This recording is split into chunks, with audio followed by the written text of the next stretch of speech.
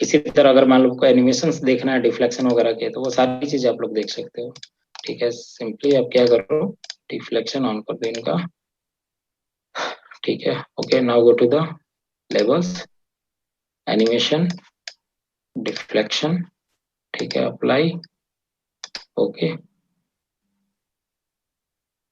ठीक है, तो ये आपको डिफ्लेक्शन वगैरह भी दिख जाएगा। जीस फोर्स के लिए देखना है, एक्स डायरेक्शन के लिए देखना है तो लोडिंग एक्स के लिए देख लो, और इसका टारगेट स्पीड हाई कर दो तो आपको और भी क्लियर दिख जाएगा वो। तो ये आपकी एनालिसिस यहाँ पर होकर आ जाएगी। इसके बाद आप फर्दर डिजाइनिंग के लिए हम लोग जाएंगे।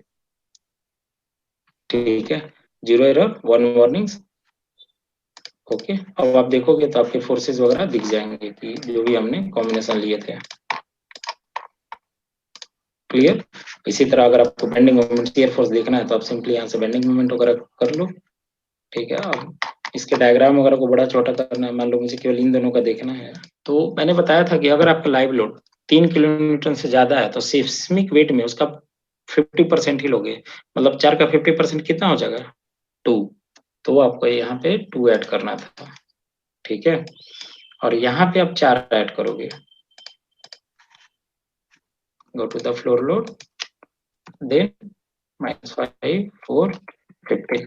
इसमें भी ध्यान रखना कि जैसे मान लो अब 4 तो मैंने ले लिया, टॉप पे भी चला जा रहा है ना, यहाँ पर 4 किलो न्यूटन का लोड। यहाँ पे आप लोग देखोगे कि इस एरिया फ्लोर पे भी जो आपका टेरेस है, ठीक है, इस पे भी क्या आ रहा है, 4 किलो न्यूटन का लोड लग रहा है। ठीक है, लेकिन एक्चुअल में 4 किलो न्यूटन का लोड यहाँ पे नहीं आएगा।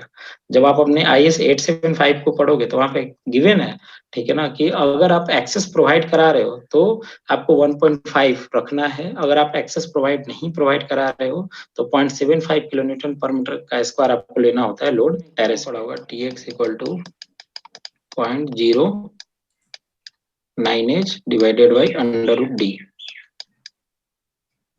ओके, ये 0.09h आप लोग कोड आप फॉलो करना, वो 1893। ठीक है, उसमें वहां पर आपको ये मिलेगा। ठीक है, this is the period in x, period in Z. अब एक्स लिखोगे तो एक्स, इसी तरह ये जेड आ जाएगा आपका। ठीक है, तो यहाँ पे होता क्या है, देखो एक चीज ऐसे हम समझते हैं, सपोज दैट ये मेरी बिल्डिंग है, फ्रंट एलिवेशन हम लोग देख रहे हैं। ठीक है, जब अर्थक्वेक आएगा तो ये बिल्डिंग आपकी एक्स में भी जा सकती है, और जब अर्थक्वेक जाएगा आएगा तो ये बिल्डिंग आपकी क्या होगा, जेड में भी जा सकती है। ठीक है, तो सपोज दैट जैसे आप लोग पेंडुलम वगैरह देखते हैं, आप लोग हैं, पेंडुलम क्या करता है, पेंडुलम यहाँ आएगा, ऑसिलेट करेगा, देन आगे से इस पोजीशन में, ये होता है ना। तो पेंडुलम को यहाँ से एक पोजीशन में जाने और उसी वापस उस पोजीशन में आने में जो टाइम लगता है, ठीक है, इसी चीज को हम लोग नेचर ऑफ फ्रीक्वेंसी बोल रहे हैं। ठीक है, तो सेम केस होगा बिल्डिंग में भी। बिल्डिंग आपकी क्या होगी, बिल्डिंग जस्ट अपोजिट हो जाएगी, बिल्डिंग जाएगी और वहां पर इस पोजीशन में आएगी। ठीक है, आना जाना इसका होगा। तो उसी वही चीज आपको निकालना होता है मैनुअली कि क्या रहता है उसका टाइम पीरियड। ठीक है, तो ये डिपेंड करता है, यहाँ पे एच क्या है आपका, हाइट ऑफ द बिल्डिंग है, और डी आपका प्लान लेंथ है ऑफ द बिल्डिंग है। सपोज दैट अब ये बिल्डिंग थी, मैंने बोल दिया अभी जो हमारी बिल्डिंग है वो 15 मीटर हाइट है। ठीक है, तो ये तो 15 मीटर हाइट हो गई। अब एक्स में लो या जेड में लो, आपका ये एच तो ये कांस्टेंट रहेगा, हाइट तो दोनों केस में क्या होगा, सेम होगा। सेम ही आप लोग अपनी बिल्डिंग का देख लीजिए, जैसे बिल्डिंग यहाँ पे नहीं दिखा पाऊंगा मैं।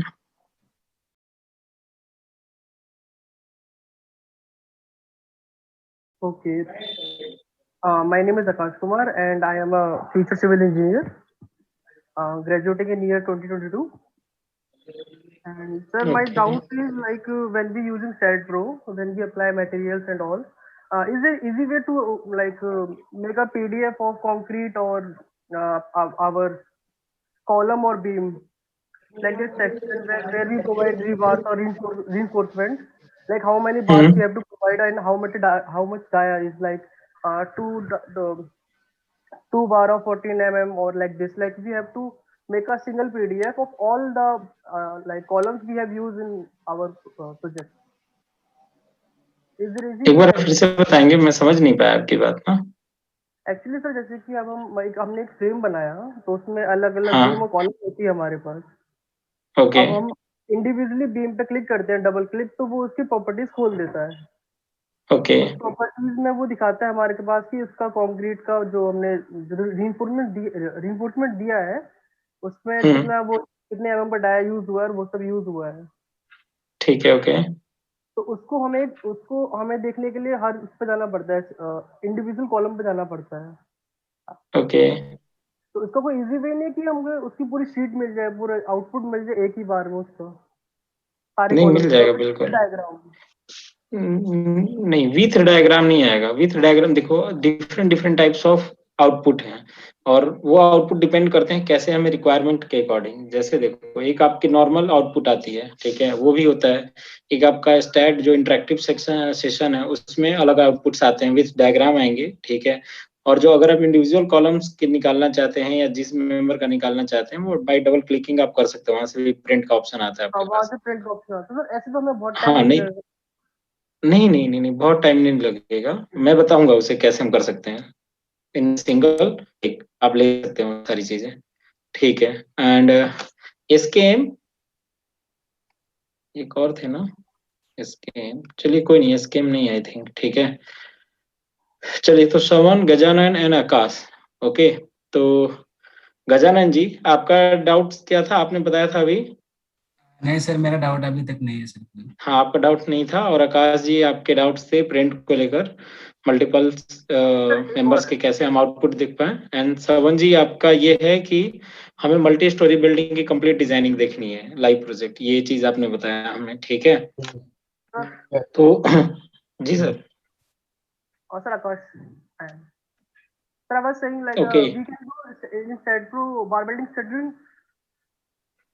नहीं, बार बेंडिंग शेड्यूल बन सकता है, ऐसा नहीं कि वीवीएस हम तैयार नहीं करते हैं, वीवीएस हम तैयार कर सकते हैं। जैसे आप लोग स्टैट प्रो में आपको दिखाता हूँ, ठीक है। सपोज दैट हमारे पास कोई स्ट्रक्चर है, सपोज दिस वन, और सर वी हैव ठीक टू है। यूज लाइक वो RTDC. RCDC is different thing, वो वहां पर है, ये ऑप्शन वहां पर नहीं आएगा।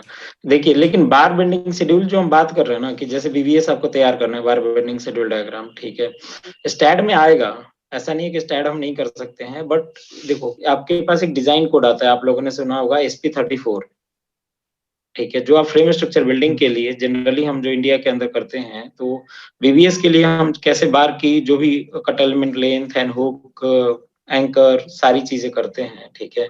तो वो SP34 के अकॉर्डिंग किया जाता है, SP34 1987 के अकॉर्डिंग, ठीक है। तो एक्चुअल में देखो, ये ऑप्शन यहाँ पे SP34 का नहीं आएगा, IS456 के अकॉर्डिंग जो बीवीएस बन सकता है वो ये, हाँ, IS456 के अकॉर्डिंग जो बीवीएस तैयार होगा वो बताएगा। लेकिन एक्चुअल ग्राउंड में क्या होता है ना, कि SP34 भी यूज किया जाता है।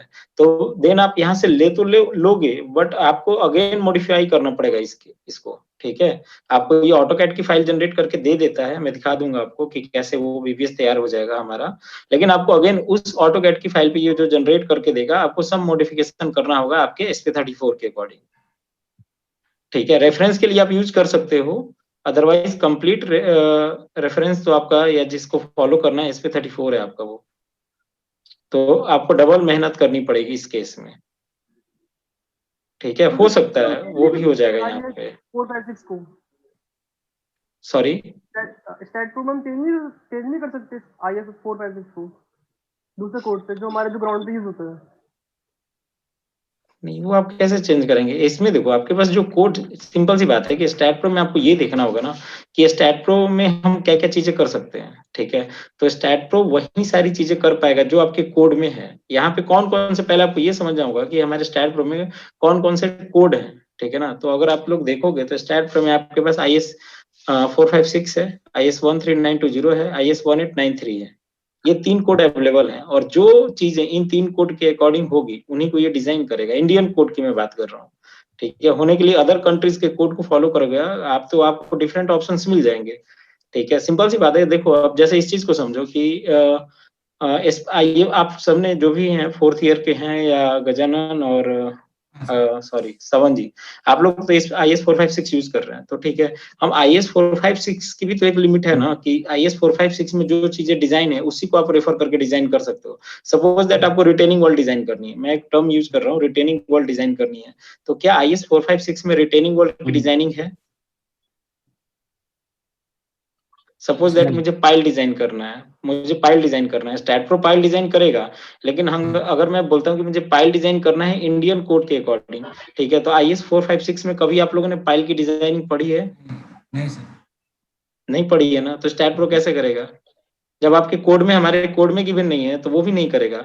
हाँ, पाइल कैप की आप एनालिसिस जरूर कर सकते हो। सपोज दैट जो पाइल के ऊपर आपका कैप आएगा, ठीक है, उसकी आप एनालिसिस कर सकते हो, क्योंकि वो फाउंडेशन डिजाइन में आता है, ठीक है, तो सिंपल वहां उसकी एनालिसिस आप कर सकते हो।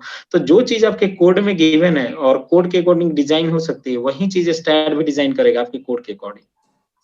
स्टैट प्रो की लिमिट नहीं है, ये हमारे कोड की लिमिट है। इसको दूसरे वे में हम ऐसे भी समझ सकते हैं, ठीक है। Okay sir. चलें, और कोई क्वेश्चन डाउट? ये लाइव क्लासेस जो होंगे वो अवेलेबल होंगे हमेशा के लिए एप्लीकेशन और वेबसाइट पे? अब ये प्रशांत सर बताएंगे आपको वहां पर। ये हमारा आई थिंक डाउट सेशन है। अच्छा, प्रशांत सर।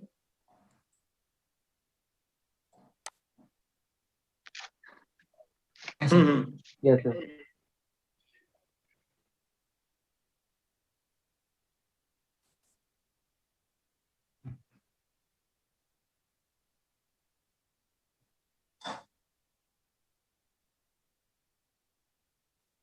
सर मेरा एक डाउट था सर।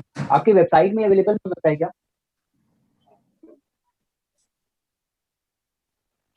ये वेबसाइट में अवेलेबल नहीं हो सकता क्या?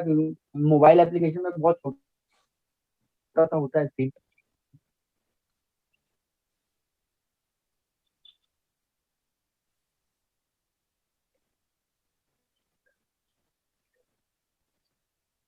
Yes.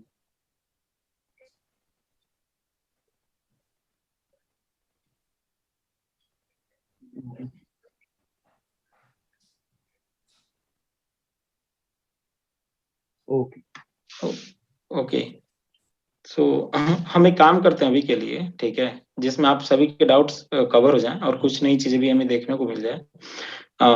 जैसे सवन जी आपने बताया कि मुझे लाइव क्या लाइव प्रोजेक्ट पे देखना है वर्किंग, ठीक है, तो हम एक काम करते हैं, G+4 की एक मल्टी स्टोरी बिल्डिंग लेते हैं, जिसकी हम अर्थक्वेक रेजिस्टेंस एनालिसिस करते हुए, जो आप दोनों के भी डाउट्स हैं उनको भी कवर अप करते हुए इस सेशन में हम लोग खत्म कर लेते हैं। इससे क्या होगा, कुछ आपको बेसिक्स आपके रिकॉल हो जाएंगे और कुछ नई चीजें हैं जो आप लोग सीख जाएंगे यहाँ पर। ओके, ऐसा हम कर सकते हैं अभी। ओके। और इससे क्या होगा, इससे जो भी आपके रिलेटेड डाउट्स होते जाएंगे आप लोग नोट डाउन करते जाइएगा, ठीक है, अगले आने वाले सेशंस में हम उसे दूर करते जाएंगे। Okay okay. ठीक है, अभी सबके लिए स्क्रीन विजिबल है? हाँ।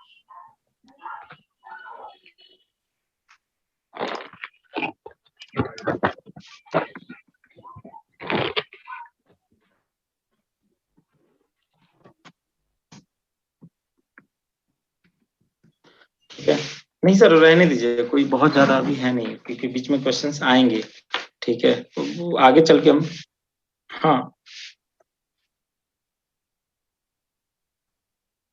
ओके ओके ओके, ठीक है, ओके। देखो सभी आप लोगों ने यूज किया, ये हमारा क्या होता है, न्यू टैब होता है स्टैट का, ठीक है, जहाँ पे आपको ये 4 टाइप्स ऑफ स्ट्रक्चर होते हैं। There are 4 types of structure in STAAD Pro, like space structure, plane structure, floor structure and truss structures. ये होता क्या है कि according to the type of the members and their orientation, ये 4 तरह के स्ट्रक्चर्स पाए जाते हैं स्टैट प्रो में, like space structure, plane structure, floor structure and truss structure. What is space structure? देखो आप, space structure which is A 3 dimensional frame structure with loads applied in any plane is the most general. कहने का मतलब होता है कि जब आप किसी बिल्डिंग की एनालिसिस और डिजाइनिंग स्पेस स्ट्रक्चर में करोगे, तो आप उस पर किसी भी डायरेक्शन से लोडिंग लगा सकते हो और किसी भी डायरेक्शन से आपको रिएक्शन मिलेगा, ठीक है। और बाय डिफॉल्ट अगर आप कोई स्ट्रक्चर सेलेक्ट नहीं करते हैं तो वो स्पेस स्ट्रक्चर में जाएगा। सपोज दैट अभी मैंने यहाँ पर क्लिक नहीं किया होता है स्पेस स्ट्रक्चर में, तो ये क्या होता है, डायरेक्टली हमारा ये, अगर मान लो मैंने किसी ऑप्शन को सिलेक्ट नहीं किया तो बाय डिफॉल्ट हमारा ये स्पेस स्ट्रक्चर नहीं लेता। देन आता है यहाँ पे फाइल का नेम एंड देन लोकेशन की, आप इसे कहाँ पे सेव करना चाहते हो। ये हमारी लेंथ यूनिट होती है, ये फोर्स यूनिट होती है कि किस यूनिट में आप वर्क करना चाहते हो। लाइक बाय डिफॉल्ट मेरा एसआई यूनिट है, तो इसीलिए यहाँ पे इसने मैट्रिक और किलो न्यूटन सेलेक्ट कर रखा है। Then go to the next, ठीक है, एंड फिनिश। तो ये हमारा स्टैट का GUI है, ग्राफिक यूजर इंटरफेस, ठीक है। यहाँ पर ये इसे हम बोलते हैं मेनू बार हमारे टॉप वाले को, देन हम इसे बोलते हैं टूल बार, ठीक है, ये हमारे टूल बार होते हैं। देन हमारा ये पेज कंट्रोल बार लेफ्ट साइड में आता है, ये हमारा मोड बार होता है, MODE मोड बार, ये हमारा वर्क स्पेस होता है, और ये हमारा डेटा एरिया होता है जहाँ पे हमें सारे डेटा आपको मिलेंगे, ठीक है। देखो अब स्टैट प्रो के वर्क फ्लो को एक बार हम लोग समझ लेते हैं जरा कि एक्चुअल में स्टैट प्रो में वर्क कैसे कर रहा है। देखो कोई सी भी बिल्डिंग आपको बनानी है, चाहे वो कंक्रीट का हो या स्टील का हो, या कोई सा भी स्ट्रक्चर आपको स्टैट प्रो में एनालिसिस करना है या डिजाइनिंग करनी है, ठीक है। तो पहले हम उसके बेसिक वर्क फ्लो को समझते हैं, ठीक है, वर्क फ्लो, ठीक है। अब इसमें क्या होगा कि ऐसा जरूरी नहीं है कि आप कोई सा भी स्ट्रक्चर बनाओ, आप चाहे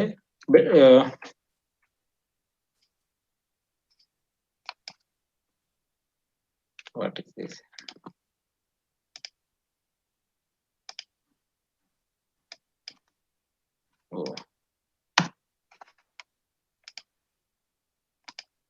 ठीक है,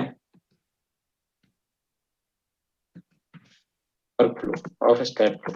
देखो अब ये वर्क फ्लो सबके लिए सेम रहेगा, ठीक है, चाहे आप स्ट्रक्चर कंक्रीट की बिल्डिंग बनाओ या आप स्टील की बिल्डिंग बनाओ। सबसे पहले करना क्या होता है कि जो भी आप बिल्डिंग बनाने जा रहे हो या जो भी आप स्ट्रक्चर क्रिएट करने जा रहे हो, सबसे पहले आपको करना क्या है, उसका एक हमें मॉडल क्रिएट करना होता है, ठीक है। फर्स्ट स्टेप में हम क्या करेंगे, उसकी मॉडलिंग करते हैं। तो स्टेप 1 इज द मॉडलिंग, ठीक है। अब मॉडलिंग के यहाँ पर कई टूल्स है जो आप लोगों ने लर्न किया होगा या आगे आप लोग लर्न करेंगे, ठीक है। तो सबसे पहला, चाहे मान लो आपको बिल्डिंग बनानी हो, मल्टी स्टोरी बिल्डिंग बनानी है, टावर बनाना है, आपको ब्रिज बनाना है, सपोज दैट आपको वाटर टैंक बनाना है, या आपको बंकर्स वगैरह किस जिस चीज की भी एनालिसिस करनी है, सबसे पहले क्या आप करोगे, by using the modelling tools आपको सबसे पहले उसका एक मॉडल और उसका एक प्रोटोटाइप क्रिएट करना होता है, ठीक है। Different types of modelling tools हैं यहाँ पर स्टैट प्रो के अंदर जो आपको यूज करना होता है, ठीक है। और जरूर ऐसा स्पेसिफिक नहीं है कि एक ही टूल्स को आप यूज करके एक ही मॉडल क्रिएट करोगे, there are number of modellings ways, ठीक है ना। और ये डिपेंड करता है आपके प्रैक्टिस पे, जितना ज्यादा प्रैक्टिस करोगे उतना ज्यादा आप मॉडलिंग टूल्स को यूज कर सकते हो डिफरेंट वे में, और उनको इफेक्टिवली आप बना सकते हो, ठीक है। देखो मॉडलिंग करने के बाद, मॉडलिंग कहने का क्या मेरा मतलब है, यहाँ पे ऑप्शन आता है ना, ठीक है।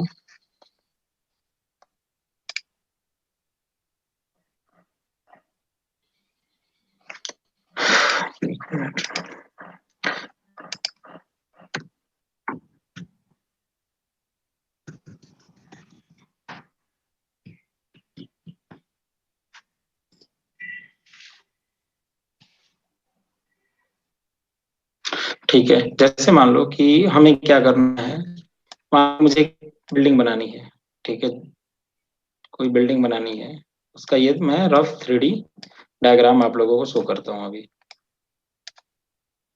सपोज दैट ये हमारी G+1 सिंगल रूम या डबल रूम जो भी आप समझे,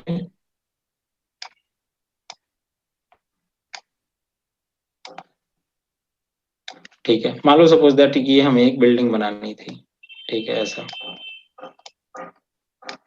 अब ये बिल्डिंग आपका क्या हो सकता है, RCC की भी हो सकती है, ये बिल्डिंग आपके स्टील की भी हो सकती है, ठीक है।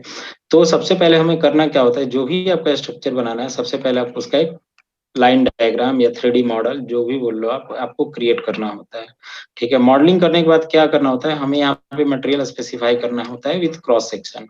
ये जो आप क्रॉस सेक्शन यूज करोगे यहाँ पे, या मटेरियल जो लगाओगे उसका क्रॉस सेक्शन क्या होगा, सपोज दैट RCC का बना रहे हो आप, ठीक है, या आप स्टील का बना रहे हो, तो मान लो यहाँ पे आपके स्क्वायर आ जाएगा, पाइप आ जाएगा, जो भी है। इसी तरह यहाँ पे एंगल, चैनल्स, जो भी आपके प्री डिफाइंड सेक्शन है या पोस्ट डिफाइंड सेक्शन है, वो आप यहाँ पे यूज कर सकते हैं आप लोग, ठीक है। चाहे आपके चैनल हैं, गडर्स हैं, जो भी है, ओके। तो हमें करना क्या है, हमने मॉडलिंग कर लिया, देन क्रॉस सेक्शनल प्रॉपर्टी आपको यहाँ पे प्रोवाइड करानी होती है, क्रॉस सेक्शनल प्रॉपर्टी, ठीक है। क्रॉस सेक्शनल प्रॉपर्टी प्रोवाइड कराने के बाद हम क्या करेंगे यहाँ पर कि जो भी आप स्ट्रक्चर क्रिएट कर रहे हो, कहीं ना कहीं देखो वो रेस्ट करेगा, ठीक है। रेस्ट करने का मतलब है कि उसे आपको सपोर्ट प्रोवाइड कराना है, ठीक है। मान लो कहीं पे यार आपको रिजिडिटी देनी होगी, कहीं पे फ्लेक्सिबिलिटी देनी होती है, तो उसके अकॉर्डिंग आप यहाँ पे सपोर्ट कंडीशन प्रोवाइड कराओगे, ओके। हम क्या करेंगे उसके अकॉर्डिंग, जैसे मान लो ब्रिज है तो ब्रिज में आप क्या करोगे, डिस्प्लेसमेंट अलाउ कराते हो, तो ब्रिज में आप यहाँ पे फिक्सिटी नहीं दे सकते हैं, ठीक है। लेकिन यही आपकी बिल्डिंग है, ठीक है, तो यहाँ पे जाके वो फिक्सिटी आप प्रोवाइड करा देते हो, मतलब freedom, no degree of freedom आपका यहाँ पे कम हो जाएगा, ठीक है, और यहाँ पे डिग्री ऑफ फ्रीडम रहेगा तो उसके अकॉर्डिंग, ठीक है। तो देन हम इसे सपोर्ट क्रिएशन बोलते हैं स्टार्ट में, सपोर्ट क्रिएशन। देन सपोर्ट करने के बाद क्या करोगे, जो भी आप बिल्डिंग बना रहे हो, ठीक है, वो ऑब्वियस सी बात है किसी ना किसी पर्टिकुलर लोडिंग के लिए बना रहे होगे आप, ठीक है। अब डिफरेंट टाइप्स ऑफ बिल्डिंग में डिफरेंट वेज से लोडिंग आएंगे, ये डिपेंड करता है आपके टाइप ऑफ द बिल्डिंग्स में कि किस बिल्डिंग के लिए बना रहे हो और उसका पर्पस क्या है, ठीक है।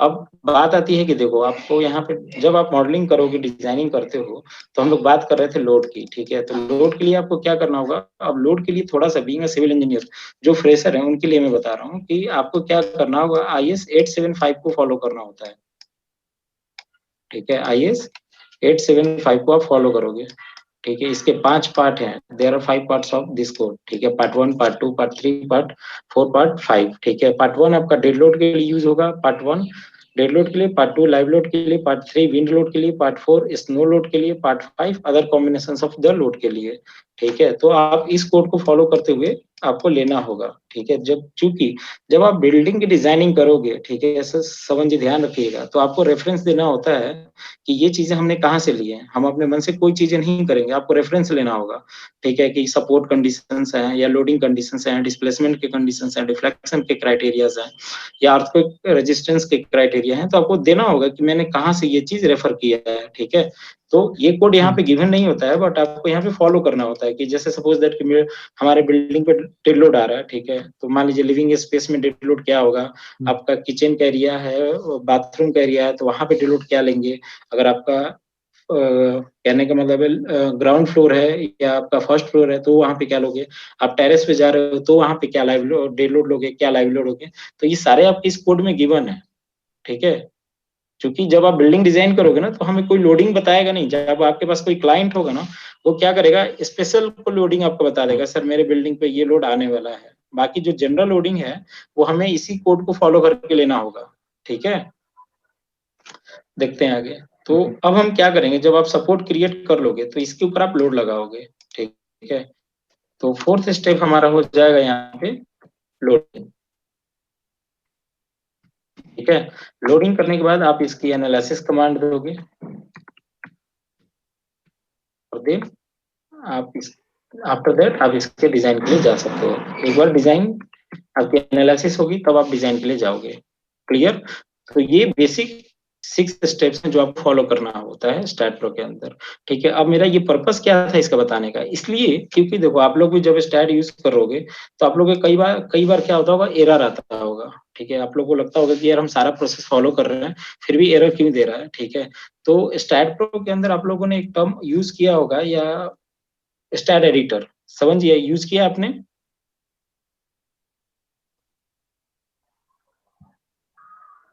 वाले Yes, सर। sir. हाँ किया है मैंने, स्टैट, किया है। हाँ यूज किया होगा आप लोगों ने। मैं ज्यादा फास्ट तो नहीं हूँ ना। नहीं सर नहीं।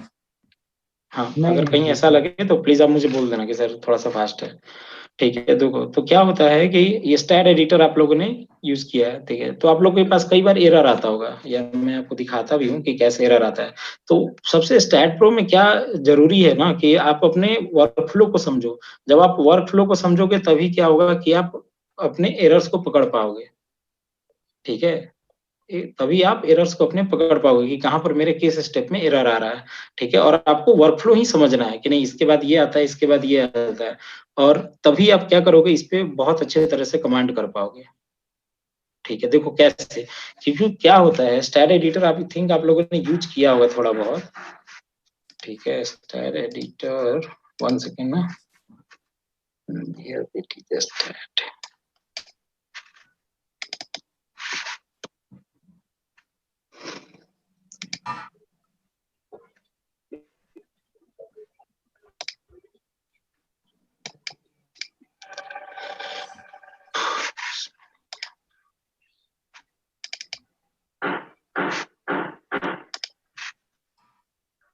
यहीं तो था, यहीं पर डिटेल्स।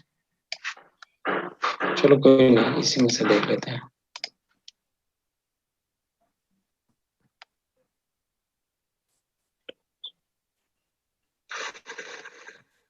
देखो, जैसे मान लो ये हमारी कोई बिल्डिंग है G+5, ठीक है। जब आप स्टाइल एडिटर यहाँ पे ऑन करोगे, ठीक है, तो देखो क्या होता है, एक लैंग्वेज के फॉर्म में सारी चीजें आती हैं, ठीक है। तो ये होता कैसे है, तो जिस सीक्वेंस में हम लोग वर्क करते हैं उसी सीक्वेंस में ये इनपुट बन के आती है, ठीक है। और स्टैड में आपको ये चीज पढ़ना सबसे ज्यादा आना चाहिए, क्योंकि अगर आप एडिटर को नहीं पढ़ पाओगे तो सारे आपको इनपुट से ही पढ़ देने हैं, ठीक है। कभी आप लोगों ने इसे पढ़ा है सबन हाँ, कोशिश एंड कर रहे हैं। यूज किया आप लोगों ने इसे? हाँ, किया है ना। यहाँ पे जो ग्रीन वगैरह आ रहा है, क्या है ये? ग्रीन कलर में और रेड कलर में, ब्लू में अलग है कलर इंडिकेशन, कुछ भी आइडिया? कलर इंडिकेशन काफी पहले किया था, मैं भूल गया। ठीक है, कोई नहीं। देखो, तो मेरे दिखाने का बस इतना पर्पस था अभी यहाँ पर कि ये सारी चीजें आपके आती हैं स्टैड में एक लैंग्वेज के फॉर्म में, ठीक है। ये सभी चीजें हमारी आती हैं लैंग्वेज के फॉर्म में, और इसे आपको पढ़ना है। और कैसे पढ़ना है, तो जो मैंने वर्कफ्लो अभी बताया है, देखो इसी में ये इनपुट होगा। आपका एक भी वर्कफ्लो ऊपर से नीचे होगा, वहां पे एरर आ जाएगा, ठीक है। विदाउट लोडिंग आप एनालिसिस नहीं कर सकते, विदाउट सपोर्ट आप लोडिंग नहीं लगा सकते, विदाउट क्रॉस सेक्शनल प्रॉपर्टी आप सपोर्ट नहीं लगा सकते हैं। तो कई बार क्या दे देगा, जैसे आप लोग एरर आपके पास आएंगे ना, या इवन आप लोगों ने फेस किया होगा कि प्रॉपर्टी मिसिंग, ठीक है, या this line data missing, load empty, ऐसे कई टर्म्स आते हैं। अगर आप लोगों ने फेस किया होगा तो आपको तुरंत पकड़ना आ जाना चाहिए, अच्छा लोड इम्पटी का मतलब है कि कोई लोड केस मेरा खाली रह गया है।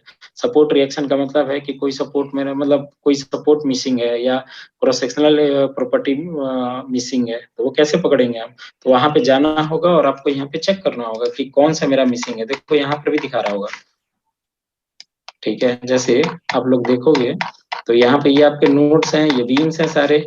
जैसे ही नोड बीम्स के बाद जाओगे तो देखो यहाँ पे प्रॉपर्टी दिखा रहा होगा, यूनिट किस में आप काम कर रहे हो, मटेरियल कौन सा है, इसकी इलास्टिसिटी क्या है, पॉइजन रेशियो क्या है, डेंसिटी क्या है किया है आपने, thermal coefficient of thermal expansion क्या है, डैम्पिंग रेशियो क्या रखा है। तो ये सारी मटेरियल प्रॉपर्टी हो गई। देन आपने कौन सा क्रॉस सेक्शन यूज किया है, ये सारा ये आ गया आपका, ठीक है। तो ये आपको यूज करना आना चाहिए। चलते हैं आगे हम लोग, ठीक है। तो अभी के लिए हम क्या करते हैं, इसी वर्कफ्लो को यूज करते हुए एक हम मल्टी स्टोरी बिल्डिंग बनाते हैं, ठीक है। तो सबसे पहले जैसे मैंने आप लोग को बताया अभी कि हमें क्या करना है, सबसे पहले एक उसका 3D मॉडल क्रिएट करना होता है, ठीक है।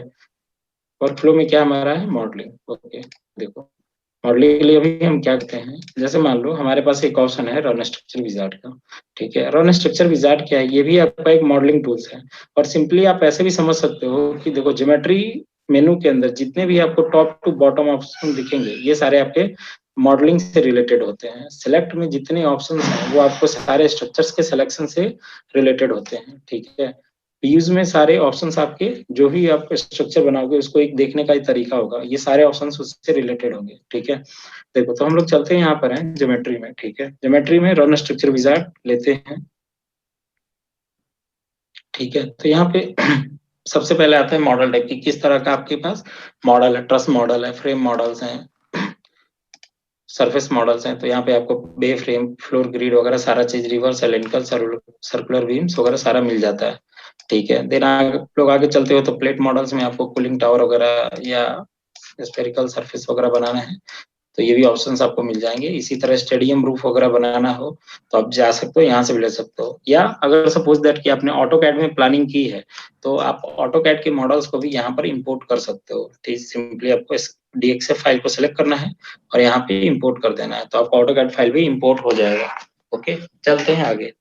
देखो तो अभी के लिए G+4 का मुझे कोई स्ट्रक्चर बनाना था तो मैंने फ्रेम मॉडल ले लिया और यहाँ पर मैं डायरेक्टली ले रहा हूँ बे फ्रेम, ठीक है। अब बे फ्रेम में करना है क्या, आपको टोटल लेंथ देनी है। लेंथ कहने का मतलब है, आप देख लो आपका XYZ यहाँ पर दिख रहा है कि XYZ ये 3 कोऑर्डिनेट्स हैं आपके, ठीक है। जो X और Z आपके हॉरिजॉन्टल होते हैं, Y वर्टिकल होता है। ठीक है। ऑटोकैड वगैरह में क्या होता है, जेड वर्टिकल होता है, ठीक है। अगर आप इसे शिफ्ट करना चाहो कि जेड को मैं वर्टिकल करना चाहता हूँ और वाई को हॉरिजॉन्टल, तो आप कर सकते हो, बट मोस्टली जो यूजर हैं स्टैट के वो सभी वाई अप करके ही डिजाइन करते हैं। देखो तो सपोज दैट मान लो 12 मीटर लेंथ था, हाइट इसकी 15 मीटर है, विड्थ इसका 12 मीटर है, और नंबर ऑफ बेज इन्होंने यहाँ पर बता दिया। अगर आप चेंज करना चाहो तो यहाँ से चेंज कर सकते हो, ठीक है। अगर पर्टिकुलर बेज के बीच में भी चेंजेस करने हैं तो आप यहाँ से जाके चेंज कर सकते हो, ठीक है। देन अप्लाई, ये आपका आ गया 3D मॉडल। इसे अब हम ट्रांसफर करेंगे आपके स्टैट पर। तो ये आ गया हमारा 3D मॉडल। सॉरी, देखो स्टैट प्रो में आप लोग ये एक बात ध्यान रखना कि जो भी आपका ये लाइन होता है, ठीक है, इसे हम बोलते हैं मेंबर। चाहे वो हॉरिजॉन्टल लाइन हो या वर्टिकल लाइन हो, ठीक है, इसे हम बोलते हैं क्या, मेंबर, ठीक है। मेंबर आपका बीम भी हो सकता है, मेंबर आपका कॉलम भी हो सकता है, ठीक है। हर एक स्ट्रक्चरल मेंबर्स को या उसके एलिमेंट्स को सेलेक्ट करने के लिए स्टैट प्रो में different different types of cursor है। जैसे आप लोग यहाँ पे जाते होगे तो आपको एक नोड कर्सर दिखता होगा, बीम कर्सर दिखता है, प्लेट कर्सर दिखता है, सरफेस कर्सर दिखता है, ज्योमेट्रिक कर्सर दिखेगा, सॉलिड कर्सर है, ठीक है। तो ये क्या होते हैं, जैसे मतलब अगर आप नोड कर्सर लेते हो तो केवल नोड को सेलेक्ट कर पाओगे, मेंबर कर्सर लेते हो तो मेंबर को सेलेक्ट कर पाओगे, उससे नोड नहीं होगा। एक आपका आता है प्लेट कर्सर, अगर आपने यहाँ पे प्लेट्स वगैरह एनालिसिस कर रहे हो तो उस टाइम प्लेट कर पाओगे, ठीक है। सॉलिड से सॉलिड बॉल ब्लॉक्स वगैरह उनको आप सेलेक्ट कर पाओगे। देन आता है आपके पास एक ज्योमेट्रिक कर्सर। ज्योमेट्रिक कर्सर क्या है, ऑल इन वन कर्सर है। आप एक ही कर्सर से नोड भी सिलेक्ट कर सकते हो, बीम भी सिलेक्ट कर सकते हो। सपोज दैट यहाँ पे प्लेट या सॉलिड कुछ भी होता, सरफेस होता, तो आप उसको भी इससे सेलेक्ट कर लेते हैं। तो geometry all in one cursor है। अगर आप अपना भी कर्सर बनाना चाहते हो तो आपको ज्योमेट्री में जाकर, सॉरी सिलेक्ट में जाकर एक ऑप्शन आता है फिल्टर सिलेक्शन कर्सर। इससे आप यूजर टाइप कर्सर बना सकते हो, ठीक है। मतलब suppose that we are the user, ठीक है, और अब हम अपना खुद का कर्सर क्रिएट करना चाहते हैं तो फिल्टर्ड सिलेक्शन कर्सर में जाके आप यूज कर सकते हो। यहाँ से तो आप सेलेक्ट यूज करोगे, बनाओगे कहाँ से, तो कॉन्फ़िगर सिलेक्शन फिल्टर, यहाँ से जाके आप अपना कर्सर क्रिएट कर सकते हो कि सम कंडीशंस वगैरह के साथ कि मैं नोड में क्या करना चाहता हूँ। जैसे मान लो मैं नोड सेलेक्ट करना चाहता हूँ बट नो सपोर्ट, कि सपोर्ट वाले नोड को मैं सेलेक्ट नहीं करना चाहता। इसी तरह मेंबर वगैरह में भी कर सकते हो, ठीक है, कि कौन से मटेरियल का या कौन से क्रॉस सेक्शन अभी हमने ऐड नहीं किया है बट उसको भी आप लोग यहाँ पे देख सकते हो, कर सकते हो, ठीक है। हम चलते हैं, जैसे हमारी मॉडलिंग हो गई। दूसरा वो काम मैंने क्या लिखा था, मैंने लिखा था क्रॉस सेक्शनल प्रॉपर्टी मुझे प्रोवाइड करानी है, ठीक है। क्रॉस सेक्शनल प्रॉपर्टी कहने का मतलब है, देखो अब ये बिल्डिंग आपकी स्टील की भी हो सकती है, ये बिल्डिंग आपकी आरसीसी की भी हो सकती है, ठीक है। तो डिपेंडिंग अपॉन द रिक्वायरमेंट आपको सेलेक्ट करना है। अब जैसे मान लो मुझे ये बनाना है, क्या मुझे ये बनानी है आरसीसी की बिल्डिंग, तो हम क्या करेंगे, इसकी क्रॉस सेक्शनल प्रॉपर्टी प्रोवाइड कराएंगे। तो वो हम कहाँ से प्रोवाइड करा सकते हैं, तो आप जैसे ही आप पेज कंट्रोल बार में जाओगे तो ज्योमेट्री जनरल आपके पास एक ऑप्शन आता है, तो इस जनरल पे क्लिक करके आप जाओगे यहाँ पे डिफाइन में, ठीक है, geometry general and then go to the define, ठीक है। आप डिफाइन में जाते हैं तो देखिए आपके पास डिफरेंट टाइप्स ऑफ कर्सर हैं, सॉरी क्रॉस सेक्शंस हैं, जो आप बनाने यूज कर सकते हो अपने रिक्वायरमेंट के अकॉर्डिंग। सर्कल है, ट्रायंगुलर है, टी शेप है, ट्रापेजॉइडल है, जनरल है। अब ये जनरल क्या है, कहने का मतलब है कि यूजर टाइप सेक्शन है ये, ठीक है। मैं जैसे मान लो कोई आपको सेक्शन बनाना है जो यहाँ पे है ही नहीं, ना वो सर्कल है, रेक्टेंगल है, मान लो आपको कोई ट्रापेजॉइडल शेप बनाना है या कुछ भी जो यहाँ पर है नहीं, तो आप क्या कर सकते हो वो चीज। जैसे मान लो कि मुझे एक सेक्शन बनाना है ऐसा कुछ आरसीसी का, ठीक है, ये मेरा सेक्शन है। अब यहाँ पर तो ये आपको सेक्शन दिख नहीं रहा है ना, ठीक है। तो आप क्या करोगे, सिंपल जनरल में जाओगे और इसी क्रॉस सेक्शनल प्रॉपर्टी जो रिक्वायर्ड है, आप क्या करोगे, इसका क्रॉस सेक्शनल प्रॉपर्टी आप यहाँ से काउंट करोगे, निकालोगे कैलकुलेशंस करके, ठीक है। और जो जो वैल्यू जैसे आपकी आएगी आपको सिंपली यहाँ पे इनपुट कर देना होता है उसे। जो नहीं आएगा जीरो रखना है और जो आएगा उसे उसकी वैल्यू देनी है, ठीक है। देन आप उस सेक्शन को यूज कर सकते हो, रिक्वायर्ड सेक्शन आपके। उसी तरह टैपर डाई है, टैपर ट्यूब है, असाइन प्रोफाइल वगैरह है, तो आप यहाँ से यूज कर सकते हो, ठीक है। अब हम चलते हैं रेक्टेंगल। जैसे मान लो कि मैंने कोई क्रॉस सेक्शन ले लिया 0.25 बाई 0.25 का, ठीक है, स्क्वायर सेक्शन है कि मेरा एक बीम का सेक्शन है 0.25 बाई 0.25, और एक मैंने कॉलम का सेक्शन ले लिया पॉइंट सपोज 275 बाई 0.275, ठीक है। एक ये सेक्शन हमने ले लिया बिग कॉलम के लिए, और एक सेक्शन मैंने ले लिया 0.3 बाई 0.25 ये आपके बीम के लिए, ठीक है, जो डायरेक्शन में हमारे बीम है उनके लिए, ठीक है। आप मल्टीपल सेक्शन यहाँ पे यूज कर लिख सकते हो और उसको पर्टिकुलरली आप जिस पे असाइन करना चाहते हो कर सकते हो। अच्छा एक चीज बताइए सावन जी कि ये जो हम सेक्शंस ले रहे हैं, ठीक है, ये किस बेसिस पे लेते हैं? ये आप लोग सबने अपने बैचलर्स में पढ़ लिया होगा आई थिंक। आईएस कोड के हिसाब से होता है। किस बेसिस पे हम लोग सेक्शन सेलेक्ट करेंगे? देखो स्टैट प्रो तो आपका काम केवल कैलकुलेशन का इजी करेगा। एक चीज इस चीज को समझिएगा आप लोग कि स्टैट प्रो क्या करेगा, जो भी आप इनपुट देंगे वो अगर आप मैनुअली कैलकुलेट करोगे तो बहुत ज्यादा टाइम लगेगा। स्टैट प्रो के क्या है, सिंपल अगर और इजी वे में मैं बोलूँ तो एक कैलकुलेटर है आपका, जो आप इनपुट दोगे उसके अकॉर्डिंग तुरंत करके दे देगा, वो आपका काम इजी कर देगा। लेकिन एक्चुअल में हमें being engineer, being structure engineer, ये हमें पता होना चाहिए ना कि हम इनपुट यहाँ पे क्या देंगे। ठीक है, सपोज दैट आप लोगों ने किसी ने नहीं पूछा कि सर आपने ये जो सेक्शन लिया है किस बेसिस पे लिया है। ठीक है, जैसे मान लो मैंने बोल दिया ना कि मैं 0.25 बाई 0.25 का लेते हैं सेक्शन, 0.28 बाई 2.28 का ले लिया, 0.3 बाई 0.25 का ले लिया, मैंने अभी बोल दिया मैंने ले लिया। लेकिन जब आप लोग एक्चुअल में अकेले बैठोगे या किसी स्ट्रक्चर पे काम करोगे ना, तो आपको यही नहीं समझ में आएगा कि ये मैं किस बेसिस पे लूँ लर्नर के लिए। तो पहले हम ये सोचना है ना कि ये कहाँ से आया। अभी तो मैंने बोल दिया सीखने के लिए, ठीक है, लेकिन जब कल आप लोग प्रोजेक्ट पे वर्क करोगे तो ये सेक्शन आपको कोई बताएगा नहीं, इवन आपको बताना है। ठीक है, ये सेक्शन हमें कोई नहीं बताएगा, ये आपको बताना है कि मैं क्या रखूं यहाँ पे। ठीक है, तो कैसे आप लोग लोगे? आईएस कोड की हेल्प से। तो आईएस कोड के हेल्प में कैसे? तो वहाँ पे दिया होता है ना कि हमें कितनी मतलब मिनिमम और मैक्सिमम हमें वो रखनी पड़ेगी उसकी कॉलम या बीम की प्रॉपर्टीज। आईएस कोड 5-6 में गिवन है ऐसा? सर पूरा पढ़ा नहीं है फिर। नहीं नहीं नहीं सर इसमें। हाँ, गुड नेम आपका? अजय सर। नहीं, अभी जो बोल रहे थे उनका गुड नेम? आकाश कुमार। अच्छा आकाश जी, ओके गुड। नहीं देखो यहाँ पर हम लोग सीख रहे हैं, तो ड्यूरिंग लर्निंग जितने ज्यादा आप लोग क्वेश्चन कर पाओगे ना उतना ज्यादा सीख पाओगे। चुप नहीं रहना है, इसीलिए मैंने सर ने स्टार्टिंग में माइक म्यूट भी कराया था, तो मैंने बोला था कि नहीं अभी रहने दीजिए क्योंकि क्वेश्चंस चाहिए आप लोगों की तरफ से। ठीक है, कोई नहीं, गुड। आप लोग बाकी 2 जने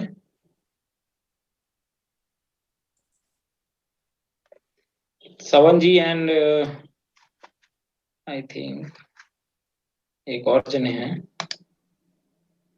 आईएस कोड में नॉमिनल साइज दिया रहता है ना, उसके अकॉर्डिंग हम लोग इमेजिनरी लेते हैं पहले, तो फिर लोड लगा के उसको। नहीं नहीं ऐसा नहीं है, देखो 2 चीजों से ये चीजें डिफाइन करनी होती हैं। कुछ नहीं आ रहा है याद, तो आप लोग डिसाइड करो कि जब हम मैनुअली बीम डिजाइन करते हैं, यहाँ पे हम कर क्या रहे हैं, बीम और कॉलम ही तो डिजाइन कर रहे हैं और क्या कर रहे हैं। ये आपका बीम हो गया और ये आपके कॉलम हो गया, यही तो काम हम कर रहे हैं ना यहाँ पे। और ये चीजें ऑलरेडी आप लोगों ने कर हाँ। रखी है आपके बैचलर्स में। ठीक है, तो जब आपके पास मैनुअली डिजाइन करने के लिए आता था, मान लो बीम, जब आपके क्वेश्चन आते थे बैचलर्स में तो हम लोग क्या करते थे? ठीक है, या तो एक डेप्थ एज्यूम करते थे ना वहां पे भी कि हाँ, हमारा डेप्थ हमने एज्यूम कर लिया। तो हाँ। वो डेप्थ किस बेसिस पे एज्यूम करते थे? आप लोग वहां पे देखते थे कि आपने लोड निकाला है और उस लोड के अकॉर्डिंग जो मोमेंट आ रहा है, ठीक है, तो रजिस्टिंग सेक्शन निकालते थे आप लोग। आप लोगों को अगर एमआर का फॉर्मूला याद हो तो moment of resistance equal to Q VD square आप लोग निकालते थे। ठीक है, जहाँ पे आपका क्यू क्या होता है 0.138 एफ सी के, 0.136 एफसी के, ऐसे याद आ रहा होगा आप लोगों को, निकालते थे। तो आपके पास क्या होता था, हाँ, एफसी के ग्रेड ऑफ कंक्रीट गिवन होता था, आपके पास बी एज्यूम कर लेते थे कुछ भी आप, normal 200 250 according to the plan. ठीक है, और डेप्थ वहां पे आप लोग निकालते थे। ठीक है, और ये जो एमआर आता था इसको किसके बराबर रख देते थे, तो जो उस मोमेंट का मतलब वहां पे जो टोटल मैक्सिमम लोड आ रहा है, ठीक है, जैसे मान लो सपोर्ट कंडीशन के अकॉर्डिंग अगर फिक्स है या सिंपली सपोर्टेड है, डब्ल्यू स्क्वायर अपॉन 8 ले लेते थे, तो वहां से हम लोग डी निकालते थे। ठीक है, एक तो क्राइटेरिया होता है मोमेंट के अकॉर्डिंग, दूसरा क्राइटेरिया होता है आपके डिफ्लेक्शन के अकॉर्डिंग। तो आईएस 456 में भी ये चीज गिवन है, आप लोगों को याद होगा, स्पान अपन डेप्थ का रेशियो आपके पास गिवन है कैंटिलीवर के लिए, सिंपली सपोर्ट के लिए और कंटिन्यूअस के लिए 7 20 26, ऐसा कुछ आप लोगों को रेशियो याद होगा। ठीक है, तो एक ही जनरल प्रैक्टिस होती है कि आपको वहां से ये चीज फॉलो करना होता है। और कुछ नहीं है तो ड्यूरिंग द डिजाइनिंग, ठीक है, आप लोगों को ये भी गिवन कई क्वेश्चंस में मिले होते थे कि स्पान अपॉन डी पर लेकर आप डिजाइनिंग कर लो, ठीक है, उसके आसपास का सेक्शन सेफ रहेगा, ठीक है, जनरल प्रैक्टिस के लिए। तो ये चीजें हम वहां से लेंगे। आपको मोमेंट की क्राइटेरिया को भी फुलफिल कराना है, आपको डिफ्लेक्शन के भी क्राइटेरिया को फुलफिल कराना है, ठीक है, और वहां से आप स्पान अपॉन डेप्थ का रेशियो आपके पास गिवन होता है, और वहां से आप ये लोगे एक एज्यूम वैल्यू नियर अबाउट उसके आसपास। क्लियर है ये आकाश? Yes sir. आप लोगों को कुछ याद आ रहा है 7:20:26 ऐसा कुछ हमारे पास आता था एक रेशियो गिवन स्पान अपन डी का कॉलेज में किया एक्चुअली मुझे क्लॉज भी 20। पता नहीं ठीक है, कोई जिन्होंने नहीं पढ़ा उनके लिए नहीं, उनके लिए तो अच्छा है कि उनको पता चल गया, जिन्होंने पढ़ रखा है उनके रिकॉल के लिए बस, ठीक है, कि आप लोगों को क्लॉज नंबर 26 है, ठीक है, जाओगे तो आपको ये रेशियो मिल जाएगा, वहां से आप लोग ये चीजें डिसाइड करोगे, ठीक है। तो देखो सिंपली अब ले दी हमने, यहाँ पे ऐड कर लिया, अब मुझे इसको असाइन करना है। तो मान लो मैं चाहता हूँ कि जो मेरा 250 बाई 250 का सेक्शन है वो एक्स डायरेक्शन में जो बीम है उनके ऊपर में लगाऊं, तो इसको हम लोग कैसे लगाते हैं, ठीक है। तो इसका एक तरीका है कि आप सेलेक्ट में जाओ, सेलेक्ट के अंदर आपके पास एक ऑप्शन आता है बीम पैरेलल टू, ठीक है। तो यहाँ पर क्या कर सकते हो, डायरेक्टली आप किसी पर्टिकुलर डायरेक्शन के बीम्स को सेलेक्ट कर सकते हो। तो हमने सेलेक्ट कर लिया बीम पैरेलल टू एक्स, तो एक्स डायरेक्शन में सेलेक्ट कर लिया, assign to selected beam, assign. इसी तरह 0.275 को मुझे जेड डायरेक्शन में लगाना था, तो पहले हम उस मेंबर को सेलेक्ट करेंगे जिसे लगाना है, देन हम चलेंगे सेलेक्ट में बीम पैरेलल टू जेड, ठीक है, और यहाँ पे सेलेक्ट कर लेंगे assign to selected beam, okay. Then आपके पास एक था कॉलम के लिए, अब पहले उस मेंबर को सेलेक्ट करोगे, देन जाके पर्टिकुलर उस डायरेक्शंस के मेंबर को सेलेक्ट करोगे, और देन आप यहाँ से असाइन कर सकते हो। क्लियर?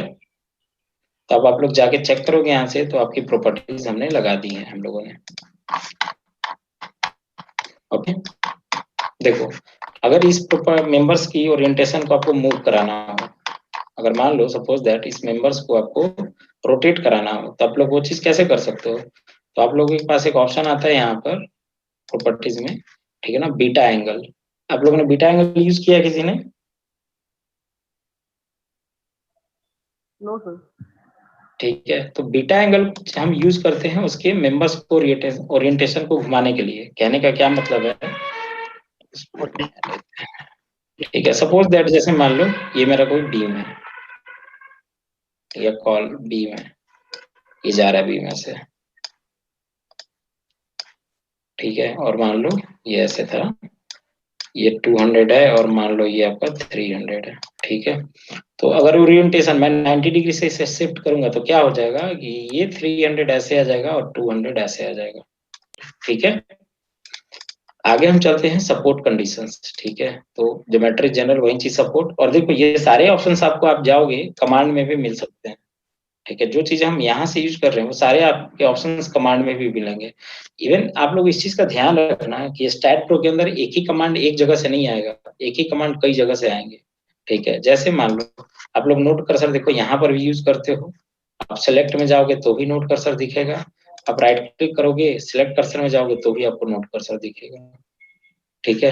अब जैसे हम लोग अभी प्रॉपर्टी लगा रहे थे, तो ज्योमेट्री जनरल मैं यहाँ से यूज कर रहा था, अब यही चीज आप कमांड में जाओगे तो भी मेंबर प्रॉपर्टीज प्रिज्मेटिक, तो भी आपके पास यही ऑप्शन आएंगे। क्लियर? तो एक ही कमांड कई जगह से आते हैं स्टैट प्रो में। देखो ये हमने क्या कर दिया, ये प्रॉपर्टी असाइन कर दिया, देन हम चलते हैं सपोर्ट के लिए। सपोर्ट आप चाहो यहाँ से या सपोर्ट चाहो आप यहाँ से, दोनों जगह से जा सकते हो, ठीक है। ज्योमेट्री जनरल सपोर्ट, ठीक है, देन आप क्लिक करोगे क्रिएट पे, ठीक है। तो यहाँ पे आता है देखो डिफरेंट टाइप्स ऑफ सपोर्ट है, आपको करना क्या है, आप अपने रिक्वायरमेंट के अकॉर्डिंग यहाँ से जो भी आपके सपोर्ट सुटेबल है आप सेलेक्ट करोगे। जैसे फिक्स है तो फिक्स में क्या होगा, रिस्ट्रेंट रहेंगे FX FY FZ MX MY MZ, मतलब फोर्स और मोमेंट, फोर्स और मोमेंट तीनों आपके रिस्ट्रेंट रहेंगे तीनों डायरेक्शन में। इसी तरह पिन में क्या होगा, फोर्स रहेगा बट मोमेंट रिस्ट्रेंट नहीं रहेगा। फिक्स बट और इनफोर्स बट दो आपके ऑप्शंस है, ठीक है। तो ये क्या है, यूजर टाइप सपोर्ट है, आप अपना सपोर्ट क्रिएट भी कर सकते हो। एक सपोर्ट पे मैक्सिमम क्या चीजें आएंगी, फोर्स का मोमेंट का रिलीज, मतलब फोर्स और मोमेंट आएंगे, और या अगर आप वहाँ पे सपोर्ट के साथ स्प्रिंग यूज करोगे तो उनके रिएक्शंस आएंगे डेल्टा। तो वो चीजें भी आप लोग यूज कर सकते हो यहाँ से। अब बात आती है फिक्स बट हो गया, इन्फोर्स्ड है, ठीक है। तो फिक्स्ड और इन्फोर्स एक ही है। फिक्स्ड बट में और इन्फोर्स बट में क्या डिफरेंस है? तो देखो फिक्स बट में आपके पास स्प्रिंग का ऑप्शन मिलेगा, ठीक है, बट डेल्टा का यहाँ पे आपको वो ऑप्शन नहीं मिलेगा, ठीक है। इसी तरह से मल्टीलिनियर स्प्रिंग वगैरह भी हैं जो आप यूज कर सकते हो, या फाउंडेशन है, जैसे मान लो आपको अंडरग्राउंड रिजर्वायर वगैरह बना रहे हो तो वहां पे हमें क्या करना होता है, मॉडुलर सब सबग्रेजुएशन डेल्टा के अकॉर्डिंग सारी चीजें डिजाइन करनी होती है, वो भी आप कर सकते हो। किसी को आप टेंशन कंप्रेशन डिफाइन करना है वो भी आप करके यूज कर सकते हो यहाँ पे, जैसे केबल वगैरह बना रहे हो और वहाँ पे केवल टेंशन और कंप्रेशन आपको यूज करना है उसके लिए, ठीक है। तो अभी के लिए तो हम चलते हैं फिक्स में और इसे ऐड करते हैं, ठीक है। तो सपोर्ट 2 आपका हो गया, जो आपको लगाना है आपके सारे बॉटम नोड्स पे। तो आप कैसे लगाएंगे, इसके लिए आप क्या करोगे, फ्रंट व्यू में चले जाओ, यहाँ से आप व्यू चेंज कर सकते हो, सभी आप लोगों ने ऑलमोस्ट यूज किया होगा, ठीक है। तो फ्रंट व्यू हम चेंज करेंगे और यहाँ से जाके बॉटम नोड्स को सिलेक्ट करेंगे, ठीक है। बॉटम नोड्स को सिलेक्ट करने के बाद हम इसे असाइन कर देंगे। देखो अब हमारा क्या होगा, अगर आप लोग देखेंगे तो मॉडलिंग हमने कर लिया है, क्रॉस सेक्शनल प्रॉपर्टी भी प्रोवाइड करा दी है, देन हमारी सपोर्ट रिएक्शंस भी हमने कर दिया है।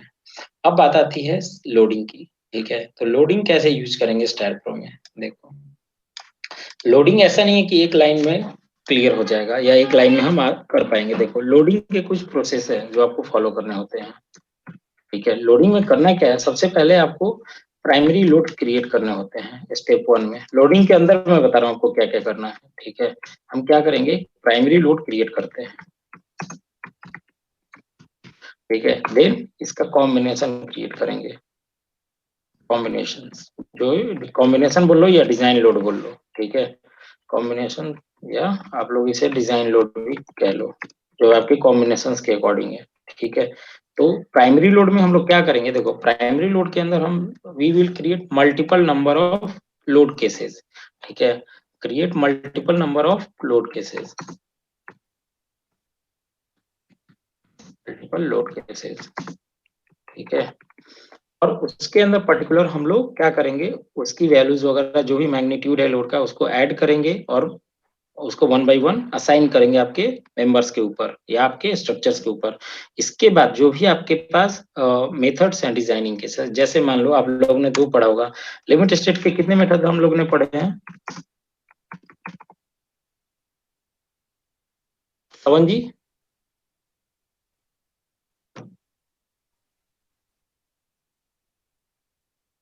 आकाश? सर अभी तो हमने सिर्फ WSM पढ़ा है एक्चुअली, जो हमें कॉलेज में कराया है जी। अच्छा WSM पढ़ा है आपने। हाँ, वर्किंग स्ट्रेस मेथड पे न्यूमेरिकल कराया, वो सब कराया, और बैलेंस सेक्शन, अंडर इन्फोर्समेंट और ओवर वाला लिमिट पे भी कराया ओके है। कोई नहीं कोई नहीं कोई नहीं कोई नहीं। गजानन जी अभी तक नहीं पढ़ा सर। आपका कब हो रहा है बैचलर्स कंप्लीट? वो कॉलेज के दिन में किए थे वो कॉम्बिनेशन लोड। ओके ठीक है कोई नहीं। देखो आप लोगों ने 2-3 टर्म पढ़ा होगा, ठीक है, मैं बता देता हूँ, ठीक है। एक पढ़ा होगा आप लोगों ने लिमिट स्टेट ऑफ कोलैप्स, हाँ सर। एंड ठीक सर्विसिबिलिटी। है, लिमिट स्टेट ऑफ सर्विसिबिलिटी, ठीक है। तो आपके कोड में इन्हीं 2 के अकॉर्डिंग कॉम्बिनेशन गिवन है, या तो कोलैप्स के अकॉर्डिंग या सर्विसबिलिटी के अकॉर्डिंग। और कोलैप्स में भी 4 कंडीशंस हैं और सर्विसबिलिटी में भी 4 कंडीशंस हैं। जैसे आप लोग limit state of flexor, limit state of shear ये पढ़ते हो ना, तो ये सारा कोलैप्स में आता है, ठीक है। और लिमिट स्टेट ऑफ कोरोजन है या आपके क्रैकिंग है तो वो श्रिंकेज है, ये सारा आपके सर्विसबिलिटी में आता है, ठीक है। तो आपके कोड में डिजाइन लोड के अकॉर्डिंग कॉम्बिनेशंस गिवन है, जैसे आपका डेड लोड है, लाइव लोड है, विंड लोड है और आपके अर्थक्वेक लोड है, तो उसके अकॉर्डिंग क्या कॉम्बिनेशन ले रहे हैं। जैसे डेड लोड है, लाइव लोड है, तो आप लोगों को याद होगा कि आप लोग 1.5 ले लेते हो, ठीक है। इसी तरह आप लोग वहां पे जाओगे तो multiple number of load combination है, ऐसे हम लोग देखना चाहें तो देख सकते भी हैं, ठीक है।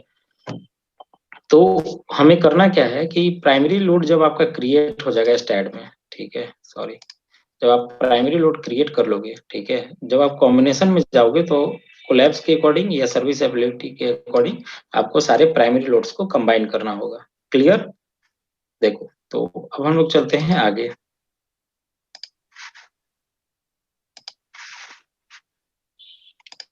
ठीक है, तो लोडिंग के लिए क्या करेंगे हम, geometry general load and definition में जाएंगे। ठीक है, अब देखो कई तरीके से डिजाइनिंग होगी यहाँ पे। ठीक है, एक आप विदाउट सिस्मिक डिजाइनिंग कर सकते हो, ठीक है, और एक है आपका विदाउट विंड डिजाइनिंग कर सकते हो, या इन दोनों के साथ कर सकते हो, या इन तीनों का कॉम्बिनेशन लेके भी कर सकते हो। ठीक है, जैसे मान लो चूंकि अब अब जैसे मान लो अब इंडिया के अंदर ऐसा तो है नहीं, सभी जो एरिया हैं इंडिया के जितने भी एरियाज हैं उसको 4 सिस्मिक जोन में डिवाइड कर दिया गया है, जोन 2, 3, 4, 5। ठीक है, तो जहां पर भी आप बिल्डिंग बनाओगे आपको अर्थक्वेक के फोर्सेस तो लेने ही लेने हैं। ठीक है, और मान लो कुछ कंडीशंस ऐसे भी हैं जहाँ पे विंड का प्रेशर बहुत ज्यादा हाई है, जैसे सीशोर के एरिया है। ठीक है, तो वहां पे क्या करना होगा आपको कि आपको सिस्मिक के लिए और आपको विंड के लिए दोनों के लिए एनालिसिस करनी होगी, और जो क्रिटिकल बनेगा उसके लिए डिजाइनिंग करना होगा। ठीक है, जैसे मान लो मैं बात करता हूँ, सपोज दैट विशाखापट्टनम वगैरह ले लो आप, ठीक है, या मुंबई वगैरह ले लो। ठीक है, तो वहां पे क्या होगा कि देखो सारे सी के किनारे एरियाज हैं, तो वहां पे अर्थक्वेक भी आएगा और वहां पे आपका विंड का इफेक्ट भी आएगा। तो आपको क्या करना है, जैसे मान लो यही हमारी बिल्डिंग है, तो जब बीइंग अ स्ट्रक्चर इंजीनियर हम क्या करेंगे, इसे विंड के लिए भी एनालिसिस करेंगे, इसे हम अर्थक्वेक के लिए भी एनालिसिस करेंगे, सेम मेंबर को जो भी हमने लिया है। ठीक है, और इसके बाद हम देखेंगे कि क्रिटिकल कॉम्बिनेशन किसके लिए क्रिएट हो रहा है। ठीक है, और देन उसके लिए हम डिजाइनिंग करेंगे।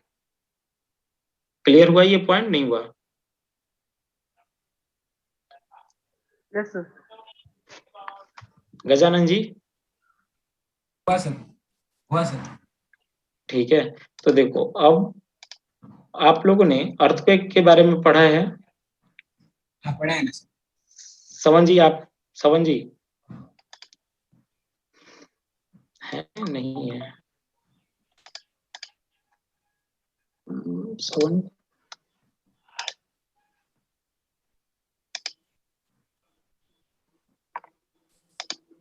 हेलो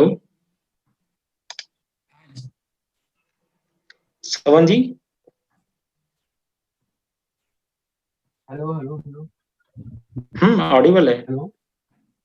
हाँ हाँ ऑडिबल है, ऑडिबल है। हाँ, मैं थोड़ा ऑफिस का थोड़ा कॉल, मैं ऑफिस की कॉल पे हूँ, 2 मिनट में ज्वाइन कर रहा हूँ।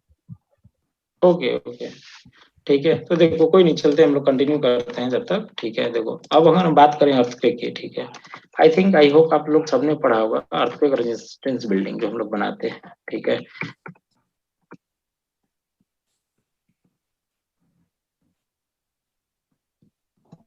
ठीक है, जो आप बिल्डिंग बनाते हो, ठीक है, तो देखो इसके दो में डिजाइनिंग मेथड है। एक आपका स्टैटिक एनालिसिस और एक है आपका डायनेमिक एनालिसिस। आई थिंक आप लोगों ने स्टैट में यूज भी किया होगा इसे। ठीक है, और डायनेमिक एनालिसिस के अंदर भी है आपके पास है रिस्पांस स्पेक्ट्रम एनालिसिस,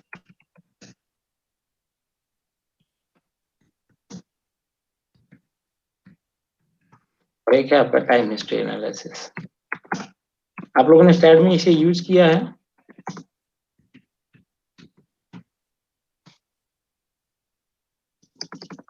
आकाश? नो सर, अभी हम सिर्फ विंड लोड तक पहुंचे थे। ओके, तो देखो ये है एक्चुअल में आपको there are two methods of earthquake resistance building designing or analysis. One is static analysis and another one is the dynamic analysis. ठीक है, and again डायनेमिक एनालिसिस में दो मेथड्स हैं हमारे, रिस्पांस स्पेक्ट्रम एनालिसिस और time history analysis. ठीक है, जो आप लोगों को यहाँ पे दिखता होगा जब जैसे आप सिस्मिक में जाओगे और लोड कॉम्बिनेशन में जाओगे तो वहाँ पे टाइम हिस्ट्री, जैसे आपको यहाँ पर टाइम हिस्ट्री दिख रहा है, और सिस्मिक के बाद जब लोड केस में जाओगे तो रिस्पांस स्पेक्ट्रम दिखेगा आपको। देखो और क्या है हमारे पास अब यहाँ पे, रिस्पांस स्पेक्ट्रम और टाइम हिस्ट्री का मतलब क्या है, सॉरी स्टैटिक और डायनेमिक का मतलब क्या है। स्टैटिक का मतलब है स्टैटिक फोर्सेज और डायनेमिक का मतलब है डायनेमिक फोर्सेज। ठीक है, हमारा कोड कहता है, कोड कहने का मतलब है अर्थक्वेक रेजिस्टेंस बिल्डिंग का कौन सा कोड है? पास अभी IS मैंने वन बताया एट था नाइन आप थ्री लोग। सर, IS 1893 आइए आगे। Sir, part 1। हाँ, इसके भी 5 पार्ट है। ठीक है ना, ब्रिज के लिए अलग है, बिल्डिंग के लिए अलग है, ब्रिजेस मेन के तो लिए मुझे अलग है। नहीं नहीं, मुझे ईयर मैं पूछ रहा हूँ कौन सा रिवाइज इसका यूज हो रहा है अभी। सर ईयर का तो 2016। हर कोड याद रखो, लेकिन उसके साथ रिवीजन भी तो याद होना चाहिए। मोबाइल का कौन सा अपडेट यूज कर रहे हो आप लोग अभी? तुरंत पता होगा ना, हमारे पास एंड्रॉइड ही यूज कर रहे हैं। एंड्रॉइड पता नहीं क्या क्या क्या आता है, लगता है लॉलीपॉप और ये वो। ठीक है, तो वो जैसे वो है उसी तरह हमारे कोड्स के भी रिवाइज होते हैं। ठीक है, तो ये आपको ध्यान होना चाहिए। क्लियर? देखो, Yes, sir. तो अभी अभी के लिए मैं क्या कर रहा हूँ, जैसे मान लो मुझे रिस्पॉन्स स्पेक्ट्रम ही करना है या डायनेमिक एनालिसिस क्या करनी है, कि मुझे मान लो मुझे स्टैटिक एनालिसिस करनी है, तो आप सबसे पहले सिस्मिक डेफिनेशन ऑन करोगे, यहाँ पे ऐड करोगे। यहाँ पे जाने के बाद आप सेलेक्ट करोगे कि कोड की कौन सा कोड आपको यूज करना है। टाइप के अंदर आप सेलेक्ट करोगे IS 1893। ठीक है, देन आप क्लिक करोगे कि अब यहाँ पे आपको देना क्या है, या सिंपली आप जनरेट कर दो, तो ये तो भी आपके ऑप्शंस आ जाएंगे यहाँ पे।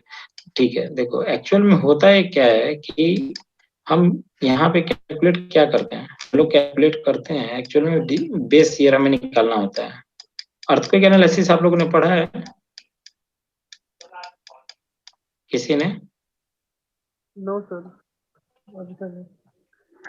ठीक है, कैसे नहीं पढ़ा होगा यार। ठीक है, ये आपका होता है देखो बेस ईयर। ठीक है ना, डिजाइन बेस ईयर जिसे हम बोलते हैं, इसका फुल फॉर्म ये होता है हॉरिजॉन्टल सिस्मिक एक्सेलरेशन कोएफिशिएंट, और ये होता है seismic weight of the building. ठीक है, एक्चुअल में कुछ है नहीं, ये आपका न्यूटन का सेकंड लॉ ही है यहाँ पे। ठीक है, जो आप force equal to mass into acceleration करते हो आप लोग, ये चीज वही है। आप लोग ये बेस ईयर निकालते हो बिल्डिंग के फ्लोर पे, और मैनुअल भी डिजाइनिंग करते थे तो यही निकालते थे कि ये कोई बिल्डिंग है आपकी सपोज दैट, तो इसके हर फ्लोर पे क्या शियर फोर्स आ रहा है।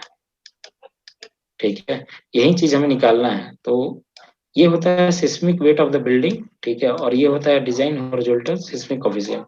अब इसका भी फॉर्मूला होता है क्या है, इसका भी फॉर्मूला होता है Z/2 into I/R into SA/G। अगर नहीं पढ़ा है तो बॉस पढ़ो लोग, स्टैट वगैरह यूज करना है तो। ठीक है, ये होता है I/R। देखो, जेड होता है आपका जोन फैक्टर, जो भी जैसा मैंने आप लोगों को अभी बताया कि इंडिया के टोटल एरिया को 4 जोन में डिवाइड किया गया है, जोन 2, 3, 4, 5। ठीक है, तो आपको पहले बताना होगा कि जो मैं बिल्डिंग बनाने जा रहा हूँ किस जोन में है या किस सिटी के अंदर है, उसके अकॉर्डिंग इसका जोन का फैक्टर डिफाइंड होता है। 0.16 है, 0.1 है, 0.16 है, 0.24 है एंड 0.36 है ये जोन। देन 2 तो कांस्टेंट है, आई आपका है इंपॉर्टेंस फैक्टर। ठीक है, तो ये भी आपके टेबल 3 में गिवन है। कौन से कोड में? IS 1893 में। ये सारा चीज आपके क्या है, कोड में गिवन है, वहां से आपको इनपुट लेना होता है। यहाँ पे जेड का भी वैल्यू भी गिवन है, आई का वैल्यू भी गिवन है, आर का वैल्यू भी गिवन है। आर क्या होता है आपका, और SA/G जिस फाइल फैक्टर्स हैं जो आपको सेलेक्ट करने होते हैं। ठीक है, और दूसरा आता है W. W is the seismic weight of the building. ठीक है, जो आपको कंसिडर करना होता है। तो बिल्डिंग का सिस्मिक वेट क्या होता है? सिस्मिक वेट होता है जब आपका अर्थक्वेक आएगा और उसके टाइम एक्चुअल में बिल्डिंग का क्या वेट होगा, वो आपको यहाँ पे कंसिडर करना होता है। ठीक है, तो सिस्मिक वेट में देखो कंप्लीट डेड लोड आएगा, डेड लोड तो कंप्लीट रहेगा। ठीक है, और plus some percentage of the live load, ये आपके आएंगे लोड में। ठीक है, क्योंकि क्या होगा, सपोज देखो जब अर्थक्वेक आएगा तो जो डेड लोड है बिल्डिंग में तो वो तो एक्ट करेगा ही उसके सिस्मिक वेट में। ठीक है, जो लाइव लोड होगा वो कम हो जाएगा। क्यों? क्योंकि जैसे ही अर्थक्वेक वगैरह आता है तो जनरली हम इंसान का नेचर क्या होगा कि वो तुरंत बाहर भाग जाएगा। जैसे मान लो बिल्डिंग में 10 जने हैं तो ऑलमोस्ट वहां पे 5-6 जने बाहर निकल ही जाएंगे। ठीक है, तो इसीलिए हमारा कोड कहता है कि जब अर्थक्वेक लोड आप निकालोगे, ठीक है, सिस्मिक वेट निकालोगे तो some percentage of the live load लोगे। ठीक है, तो इसका भी प्रोविजन आपके गिवन है कोड में। ठीक है, कि अगर 3 से ज्यादा आपका लाइव लोड है तो आप 50% लोगे, और 3 से कम है तो 25% ही लोड लोगे सिस्मिक वेट में। क्यों? क्योंकि जैसे आप डब्ल्यू बढ़ाओगे, ठीक है, आपका देखो ये सिस्मिक फोर्स बढ़ जाएगा। ठीक है, और ये जब बढ़ेगा तो क्या करेगा, शियर फोर्स ज्यादा जनरेट करेगा, और ये ज्यादा जनरेट करेगा तो आपकी स्टील वगैरह हर चीज रिक्वायरमेंट ज्यादा आएगी। ठीक है, आपका फोर्स लोड मतलब बढ़ता जाएगा। ठीक है, और हम चाहते हैं कि हमारी बिल्डिंग जितना लो वेट बनाए वो हम बना सके बनाए। ठीक है, उससे क्या होगा, मोमेंट वगैरह हर चीज आपका कम आएगा। क्लियर? मोमेंट कम आएगा, स्टील कम आएगा, इसी चीज के लिए। क्लियर? चले आगे। आकाश, सवन एंड अरविंद, आपका कोई डाउट, किसी का क्वेश्चन, कुछ भी अभी तक? Anyone have any question?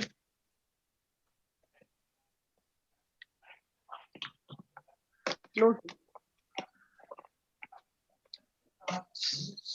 Arvind, Arvind ji आपका कोई क्वेश्चन? नहीं सर, ज्वाइन किया है, अच्छा, पहला ही क्लास है सर मेरा। अच्छा, पहला क्लास है आपका? जी तो आपने स्टैट पहले कभी यूज नहीं किया है अभी तक? नहीं सर, अभी मैंने ये कोर्स परचेज किया था, उसके बाद ही थोड़ा सा वो किया था, तो मेरा एक्चुअल क्या थोड़ा एक्सीडेंट हो गया था, तो मैं उसको अभी प्रॉपर से नहीं देख पाया हूँ। तो अभी सर फिर से मैं अभी आज आपका वो देखा तो स्टार्ट करता हूँ सर अब। ओके ओके ओके, कोई नहीं, गुड। चलिए आप कीजिए, यहाँ पर भी रिक्वायरमेंट आप बताइए हमें लोग, ठीक है। अनुपमा? Hello. वन, या Yes, sir. Just now यहाँ I पर have कोई, joined actually. Okay, any doubt, any question? No, no. Just now I have joined, sir. Just now. Okay हाँ. ओके, सी, तो हमें करना, Anupama are you comfortable with Hindi? Yeah, sir. Okay, good. See, so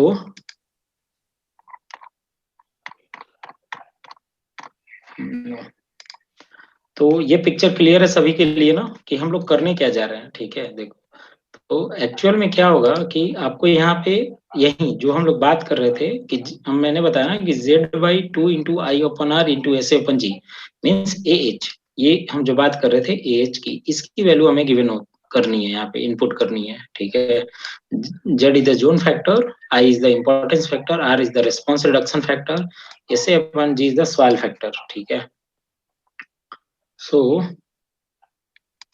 देखो, अब zone factor आप दो veg में दे सकते हो, या तो आपके पास सीटी पहले से पता हो, ठीक है, तो जो आप लोग कोड भी फॉलो करोगे तो आपके पेज 38 या पेज 39 पे इंडिया के जो मेजर सिटीज हैं उनके यहाँ पे नाम गिवन होंगे, ठीक है। सपोज दैट जैसे अहमदाबाद है, अजमेर है, इलाहाबाद है, जो इंडिया के मेजर सिटीज हैं वो तो गिवन है, ठीक है। तो अगर आपके पास सिटी डिफाइंड है तब तो आप सिटी यहाँ से भी डायरेक्टली सेलेक्ट कर सकते हो, ठीक है। सपोज दैट लेकिन आप कोई ऐसे रिमोट लोकेशन पे बना रहे हो या कोई छोटा जगह है जिसका यहाँ पे नाम नहीं, छोटी सिटी है, टाउन है वो, यहाँ जिसका नाम नहीं, तो आप क्या करोगे उस केस में, आप वहां से उसको उसमें जोन में सेलेक्ट करोगे, ठीक है। तो जोन से आप सेलेक्ट कर सकते हो, जैसे मैंने आप लोगों को बताया जोन 2 3 4 5, ओके। तो ये जोन फैक्टर डिफाइंड है। इसी तरह रेस्पॉन्स रिडक्शन फैक्टर आपके टेबल 5 में मिलेगा IS 1893 में, ठीक है। तो type, according to the type of the building आपको यहाँ से सेलेक्ट करना होता है आर की वैल्यू, ठीक है। तो जैसे मैंने मान लो कर दिया ordinary monument resisting frame building, ठीक है, OMRF, तो इसका 3 होगा, ठीक है। देन आती है इंपॉर्टेंस बिल्डिंग की बात की, इंपॉर्टेंस बिल्डिंग फैक्टर क्या है, आई क्या है, ठीक है। तो आपके कोड टेबल 3 में दो वैल्यूज गिवन होंगे, 1 एंड 1.5, ठीक है। इंपॉर्टेंट बिल्डिंग है तो 1.5 और जनरल बिल्डिंग है तो 1, ठीक है।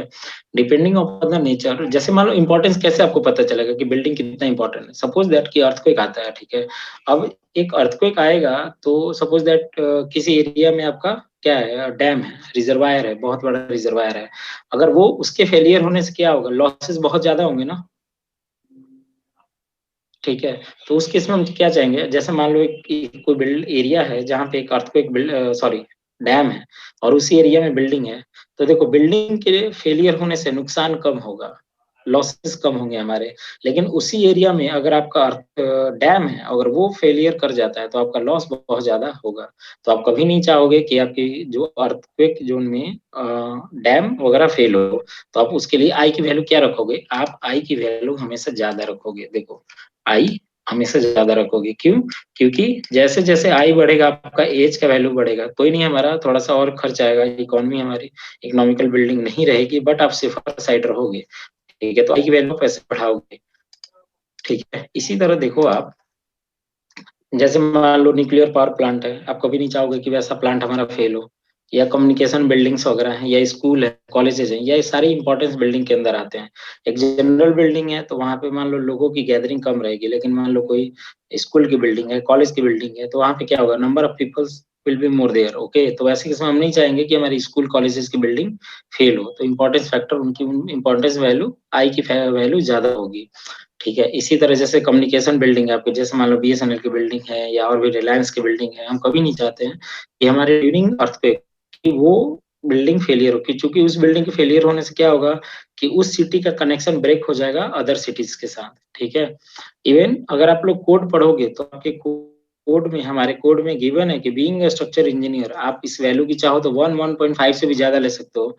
आप लोगों को जानकर ये हैरानी होगी कि डैम के केस में और न्यूक्लियर पावर प्लांट के केस में आई की वैल्यू हम 7 भी रखते हैं। ठीक है, तो ये आप यहाँ से सेलेक्ट करोगे। देन आती है बात other parameters, rock and soil type, जो मैंने आप लोगों को बताया यहाँ पर एसे अपन जी की वैल्यू, तो आप लोग सेलेक्ट करोगे यहाँ पर हार्ड सॉइल है, सॉफ्ट सॉइल है, जो भी आपके पास जियोटेक की रिपोर्ट होगी उसके अकॉर्डिंग। ठीक है, तो आप लोग सेलेक्ट करोगे। देन स्ट्रक्चर टाइप है आपका आरसी फ्रेम बिल्डिंग है या स्टील फ्रेम बिल्डिंग है, एंड ऑल अदर्स बिल्डिंग। ठीक है, अगर कोई दूसरी बिल्डिंग है लाइक इरिगेशन वगैरह की बिल्डिंग्स वगैरह तो उसके लिए। ठीक है, तो आप यहाँ पे सेलेक्ट कर लोगे आरसी फ्रेम बिल्डिंग। ठीक है, देन आती है बात डैम्पिंग रेशियो की। तो डैम्पिंग रेशियो आप यहाँ पे रखोगे 5% कॉन्क्रीट के लिए और स्टील के लिए 6%। What is damping ratio, anyone can please explain? Anyone? What's damping ratio?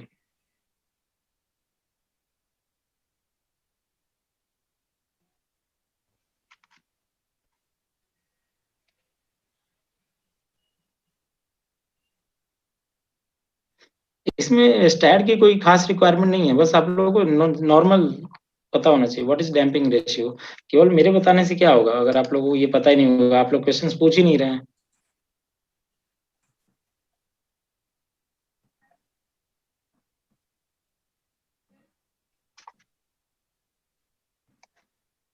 और भी हैं, अरविंद हैं, गजानन हैं, आकाश हैं, कोई भी। सर सर डैम्पिंग रेशियो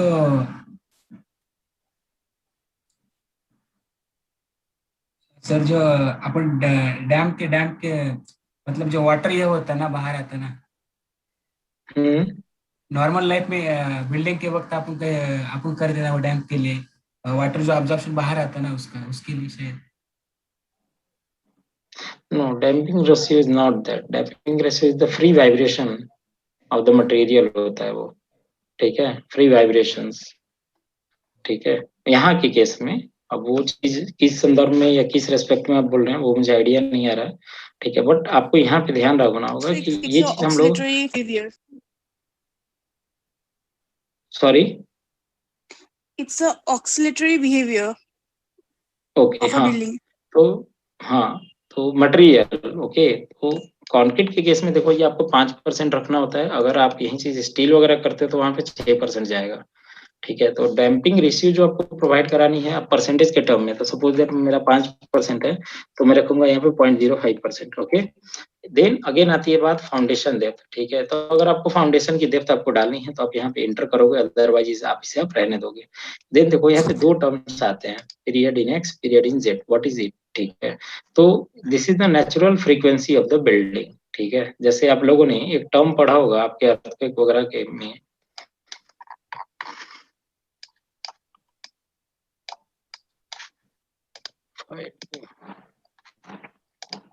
ठीक है, आप लोगों ने एक टर्म पढ़ा होगा T X equal to 0.09h divided by under root D. Okay, ये 0.09 आप लोग कोड आप फॉलो करना वो 1893। ठीक है, उसमें वहां पर आपको ये मिलेगा। ठीक है, this is the period in x, period in Z. अब एक्स लिखोगे तो एक्स, इसी तरह ये जेड आ जाएगा आपका। ठीक है, तो यहाँ पे होता क्या है, देखो एक चीज ऐसे हम समझते हैं, सपोज दैट ये मेरी बिल्डिंग है, फ्रंट एलिवेशन हम लोग देख रहे हैं। ठीक है, जब अर्थक्वेक आएगा तो ये बिल्डिंग आपकी एक्स में भी जा सकती है, और जब अर्थक्वेक जाएगा आएगा तो ये बिल्डिंग आपकी क्या होगा, जेड में भी जा सकती है। ठीक है, तो सपोज दैट जैसे आप लोग पेंडुलम वगैरह देखते हैं, आप लोग हैं, पेंडुलम क्या करता है, पेंडुलम यहाँ आएगा, ऑसिलेट करेगा, देन आगे से इस पोजीशन में, ये होता है ना। तो पेंडुलम को यहाँ से एक पोजीशन में जाने और उसी वापस उस पोजीशन में आने में जो टाइम लगता है, ठीक है, इसी चीज को हम लोग नेचर ऑफ फ्रीक्वेंसी बोल रहे हैं। ठीक है, तो सेम केस होगा बिल्डिंग में भी। बिल्डिंग आपकी क्या होगी, बिल्डिंग जस्ट अपोजिट हो जाएगी, बिल्डिंग जाएगी और वहां पर इस पोजीशन में आएगी। ठीक है, आना जाना इसका होगा। तो उसी वही चीज आपको निकालना होता है मैनुअली कि क्या रहता है उसका टाइम पीरियड। ठीक है, तो ये डिपेंड करता है, यहाँ पे एच क्या है आपका, हाइट ऑफ द बिल्डिंग है, और डी आपका प्लान लेंथ है ऑफ द बिल्डिंग है। सपोज दैट अब ये बिल्डिंग थी, मैंने बोल दिया अभी जो हमारी बिल्डिंग है वो 15 मीटर हाइट है। ठीक है, तो ये तो 15 मीटर हाइट हो गई। अब एक्स में लो या जेड में लो, आपका ये एच तो ये कांस्टेंट रहेगा, हाइट तो दोनों केस में क्या होगा, सेम होगा। सेम ही आप लोग अपनी बिल्डिंग का देख लीजिए, जैसे बिल्डिंग यहाँ पे नहीं दिखा पाऊंगा मैं, नहीं बिल्डिंग नहीं है। ठीक है, लेकिन अगर आप लोग प्लान देखो, मान लो मैं टॉप व्यू करता हूँ तो प्लान तो चेंज हो सकता है ना मेरा। जैसे मान लो मेरा 12 मीटर था और एक मेरा जेड में 15 मीटर था। ठीक है, तो एक्स में हो गया 12 मीटर और जेड में हो गया मेरा 15 मीटर।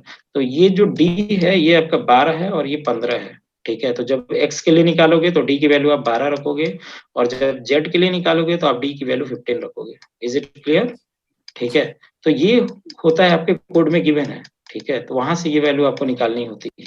ठीक है, और मैनुअली आप यहाँ पे इस चीज को क्या करोगे, इनपुट करोगे, तो ये आपके मिली सेकेंड्स में निकल कर आएंगे। ठीक है, तो सपोज दैट एक मैंने वैल्यू ले लिया, आर्बिट्री में कोई वैल्यू ले रहा हूँ 0.028, और एक मैंने वैल्यू ले लिया 0.025 सपोज दैट। ठीक है, जेड को मैंने 15 मान लिया था इसके अकॉर्डिंग। ठीक है, देन आप इसे हम कर देंगे जनरेट। ठीक है, तो हमारा एज का काम ओवर हो गया, इसे आप कर दोगे ऐड। ठीक है, तो एच इक्वल टू मैंने क्या बताया था, एच इक्वल टू मैंने बताया था VV equal to AV equal to हम लोग ने बात किया था एच इंटू डब्ल्यू। तो एच का तो काम हमारा हो गया।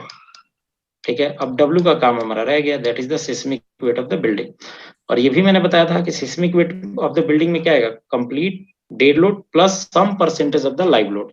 ठीक है, तो हमें करना क्या है कि जो भी हमारी बिल्डिंग पे लोड आने वाले हैं, डेड लोड वाले को तो कंप्लीट यहाँ पे करेंगे, और जो आपका लाइव लोड आएगा, लाइव लोड पे हम देखेंगे देन IAS 1893 को फॉलो करेंगे कि अगर आपका 3 से लाइव लोड फ्लोर लोड में ज्यादा है तो 50% कंसीडर करोगे, और अगर 3 से कम है तो आप उसे 25% कंसीडर करोगे। ठीक है, तो सेल्फ वेट हमने ले लिया। सेल्फ वेट मतलब load of the beam and load of the column. यहाँ पे स्लैब का लोड कंसीडर नहीं है, कोई किसी फ्लोर का लोड कंसीडर नहीं है। सेल्फ वेट में केवल हमारा बीम का लोड आएगा और कॉलम का लोड आएगा। देन इसी तरह अगर कोई आपका ज्वाइंट वगैरह पे लोड आएगा तो आप यहाँ पे joint load as a use करोगे। मेंबर वेट, ठीक है, तो मेंबर वेट पे मैंने अभी क्या कंसीडर कर लिया है, मैं यहाँ पे लोड ले रहा हूँ एक 12 किलोमीटर जो हमारे एक्सटीरियर वॉल हैं उनके लिए। ठीक है, देखो जैसे मान लो मैं बात कर रहा हूँ यहाँ पे, ये हमारे सारे एक्सटीरियर वॉल हैं। ठीक है, जो आउटर बाउंड्रीज में वॉल है हर फ्लोर पे, वहां पे 12 किलोन्यूटन का लोड आ रहा है। ठीक है, उसके लिए मैंने ऐड कर लिया 12 किलोमीटर, और जो इंटीरियर वॉल आएंगे हमारे जो कर्टन वॉल हैं उनके लिए मैं 6 किलोमीटर या 5 इंच की ही वॉल यूज करूंगा, तो उसके लिए मैंने एक वैल्यू ले लिया 6 किलोमीटर का। ठीक है, और इसी तरह जो हमारे पैरापेट होंगे, जो हैंड्रेल्स वगैरह होंगे, ठीक है, उसके लिए मैंने कर लिया 4 किलोमीटर का लोड हैंड्रेल के लिए। ओके, देन अगर आप लोग एलिमेंट वगैरह के लोड यूज करोगे, ठीक है, एलिमेंट कहने का मतलब है प्लेट और सॉलिड्स, ये हमारे एलिमेंट्स में आते हैं, तो अगर उनका लोड यूज करोगे तो आपको यहाँ पर वो वैल्यूज देनी होगी। ठीक है, अदरवाइज रेफरेंस लोड हमारे होता है एक ही लोड को बार बार यूज करने के लिए। ठीक है, वो हमने अभी यूज नहीं किया है, मैं नेक्स्ट टाइम इसका यूज आपको बता दूंगा। देन आता है फ्लोर लोड। फ्लोर वेट कहने का मतलब है कि ऐसा कोई सा भी लोड जो किलोन्यूटन पर मीटर स्क्वायर में डिस्ट्रीब्यूट कर रहे हो तो आप उसे फ्लोर लोड में लाओगे। अब फ्लोर लोड में कौन कौन से लोड आ सकते हैं, फ्लोर लोड में आपका स्लैब का लोड आएगा, फ्लोर लोड में आपके मोर्टार का लोड आएगा, मतलब जो प्लास्टर वगैरह करोगे या फ्लोरिंग वगैरह करोगे उसके लोड्स आएंगे, या जो आपका लाइव लोड है जैसे हमारे, या जो भी और भी इक्विपमेंट्स वगैरह हैं उनके लोड आपके फ्लोर लोड में ही जाएंगे। ठीक है, तो अभी के लिए मैं सपोज दैट कि जो मेरा स्लैब का लोड आ रहा है, ठीक है, वो मैंने 5 किलो न्यूटन कंसिडर कर लिया, उसको हम ऐड कर लेते हैं। हाइट मेरी 0 to 15 थी, ये लगा दिया। और जो मेरा मान लो लाइव लोड है, लाइव लोड कहने का मतलब है इक्विपमेंट्स और या फर्नीचर्स और हमारे लोड, इंसान का जो लोड आएगा उसके लिए मैंने 4 किलो न्यूटन का लोड ले लिया। ठीक है, ऐड एंड क्लोज। ठीक है, अब यहाँ पर क्या है देखो, ऐड तो हो गया बट ये क्वेश्चन मार्क है, इसका मतलब ये चीज ऐड हुआ है, असाइन नहीं हुआ है। तो इसके लिए हम क्या करेंगे, प्रॉपर जिस मेंबर को जहाँ पे हमें लगाना था उसे आप असाइन करोगे। जैसे 12 किलो न्यूटन के लिए मैंने क्या बोला था कि ये हमारे लिविंग मतलब फ्लोर पे, ग्राउंड 1 2 3 4, ये चारों फ्लोर पर हमारे आउटर मेंबर्स के वॉल पे आएगा। ठीक है, तो हम क्या करेंगे, इन चारों फ्लोर्स को सिलेक्ट कर लेंगे फ्रंट व्यू से।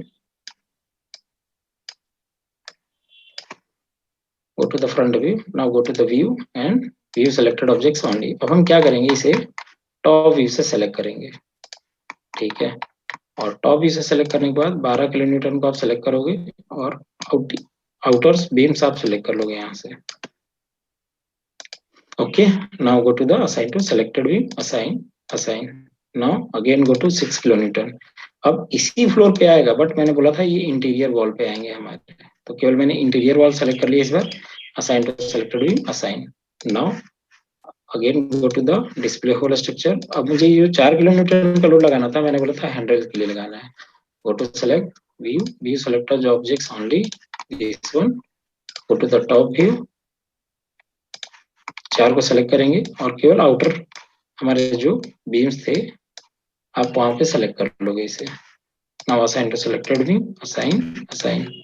ठीक है, तो ये हमारा सिस्मिक डेफिनेशन का काम ओवर हो गया। अब आप चलोगे लोड केस डिटेल में, और यहाँ पर आप क्या करोगे, सारे जो लोड केस में बात कर रहा था, ठीक है, कि हमें क्रिएट मल्टीपल लोड केस, वो आपको क्रिएट करना है। देखो, जब आप जनरल बिल्डिंग बनाते हो, आई होप आप लोग सबने डिजाइनिंग कर लिया होगा, तो डायरेक्टली आप वहां पर जाकर क्या करते थे, सेल्फेट सेलेक्ट करते थे या सेल्फेट क्रिएट करते थे, स्लैब के लोड लेते थे, फ्लोर के लोड लेते होंगे आप लोग, या आपके वॉल्स वगैरह के लोड लेते होंगे। लेकिन जब आप स्टैटिक एनालिसिस करोगे तो आप लोगों को ध्यान रखना है ड्यूरिंग द स्टैटिक एनालिसिस ना, कि आपको करना क्या है,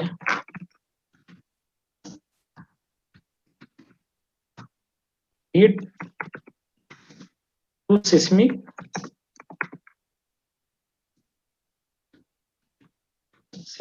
टाइप लोड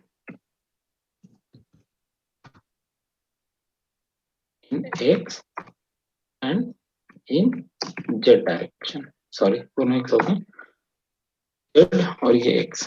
ठीक है, आपको करना क्या है कि जब अभी तक जो भी आप लोग कर रहे थे, ठीक है, जनरल बिल्डिंग के लिए वहां पे डायरेक्टली आप लोग मूव कर जा रहे थे सेल्फ वेट और अदर मेंबर्स लोड के लिए, उन लोड्स को क्रिएट करने से पहले ड्यूरिंग द स्टैटिक एनालिसिस आपको ये दो लोड पहले क्रिएट करना होगा। कैसे, सिंपल है। ठीक है, आप यहाँ पे सिस्मिक सेलेक्ट कर लेंगे, कहाँ गया सिस्मिक, लोड इन एक्स, और एक आप सेलेक्ट कर लोगे लोडिंग जेड। ठीक है, सिस्मिक। देन अगेन जो भी आपके लोड आ रहे थे अभी तक, जो हमने अब यहाँ पे कंसिडर किए थे, वो कंप्लीट लोड करोगे आप। एक आपका आ गया सेल्फ वेट, ठीक है, वो डेड की तरह एक्ट करेगा। देन आपका आ गया डेड लोड स्लैब, डेड की तरह एक्ट करेगा। एक आपका वॉल लोड ऑन, वो भी आपका डेड की तरह करेगा। और एक आपका आ गया व्हाट, एक आपका आ जाएगा लाइव लोड ऑन फ्लोर, जो इक्विपमेंट्स और हमारे हैं लाइव लोड ऑन, ये लाइव की तरह एक्ट करेगा। क्लियर, तो ये हमने क्या कर दिया, मल्टीपल लोड केस क्रिएट कर लिए। अगेन लोड केस क्रिएट करने के बाद हम क्या करेंगे, इन सब की वैल्यूज ऐड करेंगे इसके अंदर। तो सिस्मिक के लिए आप कुछ नहीं करना है, आपको लोड के लिए जाएंगे, यहाँ पे आता है आपके पास सिस्मिक लोड का ऑप्शन, आप सेलेक्ट करोगे डायरेक्शन एक्स के लिए फैक्टर 1। ओके, इसी तरह जेड के लिए ऐड करोगे आप, गो टू द सिस्मिक। ठीक है, ऐड। और जो मैं आप लोगों को रिस्पॉन्स स्पेक्ट्रम बता रहा था, डायनेमिक एनालिसिस, तो वो ऑप्शंस आपको यहाँ से वो मिलेंगे। ठीक है, go to the seismic load, Z direction, add, close. Okay, then go to the self weight. कुछ नहीं करना है आपको, सल्फेट में केवल स्टैट प्रो के अंदर सल्फेट का कमांड लेना है। डायरेक्शन ऑलरेडी डिफाइंड है, वाई जो वर्टिकल डायरेक्शन आपका फैक्टर -1। ठीक है, यहाँ पे किसी का कोई डाउट है, कोई क्वेश्चन है तो पूछ सकते हो आप लोग यहाँ तक, एनीवन लोडिंग से। आई होप कि लोडिंग से क्वेश्चंस होने चाहिए। या सर हम लोग जो सेस्मिक लोड करते हैं, मतलब कंसिडर करते हैं, तो कौन सा बिल्डिंग के लिए हम लोग को करना पड़ता है? ये सभी बिल्डिंग के लिए कंसिडर करना पड़ता है हम लोग को? नहीं देखो, जैसे अब हम इस पे ऐसे नहीं बोल सकते हैं। मैंने आपको स्टार्टिंग में भी आपने लेट ज्वाइन किया है, मैंने जब सिस्मिक लोड पे हम बात कर रहे थे तभी मैंने बताया था कि इंडिया के टोटल एरिया को 4 सिस्मिक जोन में डिवाइड किया गया है, जोन 2, 3, 4, 5, ठीक है। अब विथ सिस्मिक आपके पास एक और लोड और हॉरिजॉन्टल लोड है, वो लोड कौन सा है? विंड का लोड है, ठीक है। तो ये डिपेंड करता है, देखो कि जैसे आप सपोज दैट सीसोर एरिया में बना रहे हो, चेन्नई है, मुंबई है, विशाखापट्टनम है, केरल वगैरह के साइड में है, ठीक है, या कलकत्ता वगैरह के साइड में, ठीक है। तो आपको वहां पे क्या आएगा, विंड का प्रेशर बहुत ज्यादा हाई रहता है। जितने भी सीसोर एरिया होंगे विंड का प्रेशर काफी ज्यादा हाई रहेगा। तो आपको वहां पे सिस्मिक एनालिसिस भी करनी होगी और विंड फोर्स की भी एनालिसिस करनी होगी। और जो क्रिटिकल केस बनेगा उसके लिए आपको डिजाइनिंग करना होगा। मैं आपको अभी एक प्रोजेक्ट अपना दिखा दूंगा, विशाखापट्टनम का, इंडियन नेवी का प्रोजेक्ट है। तो वहां पे हम लोग क्या करते हैं, वहां पे हम लोग सिस्मिक के लिए भी करते हैं और विंड के लिए भी करेंगे, और जो क्रिटिकल कॉम्बिनेशन बनेगा उसके लिए डिजाइनिंग करते हैं। क्योंकि हमारे कोड के अकॉर्डिंग ये भी गिवन है कि आप विंड और सिस्मिक को एक साथ यूज नहीं कर सकते। We can not use wind and seismic एक साथ। क्यों? ऐसा हम ये इसलिए मानते हैं कि एक साथ में ही आपका जो तूफान है और अर्थक्वेक है वो एक साथ कभी नहीं आता है, ठीक है। इसीलिए तो ये आपको दोनों कॉम्बिनेशन के लिए चेक करना होगा, और जो क्रिटिकल बनेगा वो आपको रिकमेंड करना होगा वहां पे, ठीक है। और ये डिपेंड करेगा, देखो जैसे अब ये स्टील के जो स्ट्रक्चर्स वगैरह बनेंगे, जैसे मान लो ट्रांसमिशन लाइन टावर्स वगैरह हैं, तो वहां पे जहाँ विंड का प्रेशर जितना ज्यादा हाई राइज बिल्डिंग बनाओगे तो वहां पे विंड को कंसिडर करना पड़ेगा आपको। जैसे मान लो 10+G+15 का स्टोरी है, तो वहां पे नो डाउट आप बहुत ज्यादा हाई जा रहे हो, और जैसे जैसे आप एल्टीट्यूड या आपका बढ़ता है वहां पे विंड का प्रेशर बढ़ते जाता है, तो आपको विंड के लिए भी चेक करना होगा। चेक आप दोनों के लिए करेंगे, जो क्रिटिकल होगा उसके लिए आप रिकमेंड करेंगे। ओके, सपोज एनी सर, वो डाउट? जो इम्पोर्टेंस फैक्टर जो है, हेलो, हम्म। सपोज कोई हिली एरिया में कोई अगर सपोज रिजॉर्ट वगैरह बन रहा है, तो उसमें हम लोग इम्पोर्टेंस फैक्टर क्या नॉर्मल जो लेते हैं रेसिडेंशियल के लिए वही लेते हैं, या फिर उसको हम लोग इम्पोर्टेंस बिल्डिंग मानते हैं? मैंने इंपॉर्टेंट बिल्डिंग किस टर्म में डिफाइन किया अभी आपसे? मैंने कैजुअलिटी के अकॉर्डिंग डिफाइन किया था, आई थिंक, अगर आपने मेरी बात को गौर किया होगा तो। मैंने इंपॉर्टेंस कैसे डिफाइन किया था कि उस बिल्डिंग के नुकसान होने से, ठीक है, नो डाउट, देखो आप सेफर रहने के लिए कोड हमें लिमिट नहीं करता है, ठीक है। आप अगर आप आई की वैल्यू बढ़ाना चाहते हो तो बढ़ा सकते हो, ठीक है। जैसे मान लो मैंने आपको सिंपल अभी ऑप्शन एग्जांपल दिया था ना, कि जैसे मान लो न्यूक्लियर पावर प्लांट है, ठीक है। मान लो आपके डैम है, मान लो आपकी स्कूल बिल्डिंग है, कॉलेजेस बिल्डिंग है, कम्युनिकेशन बिल्डिंग, जैसे मान लो बीएसएनएल के बिल्डिंग्स मतलब वगैरह जहाँ है, क्राउडेड जहाँ एरिया ज्यादा होता है।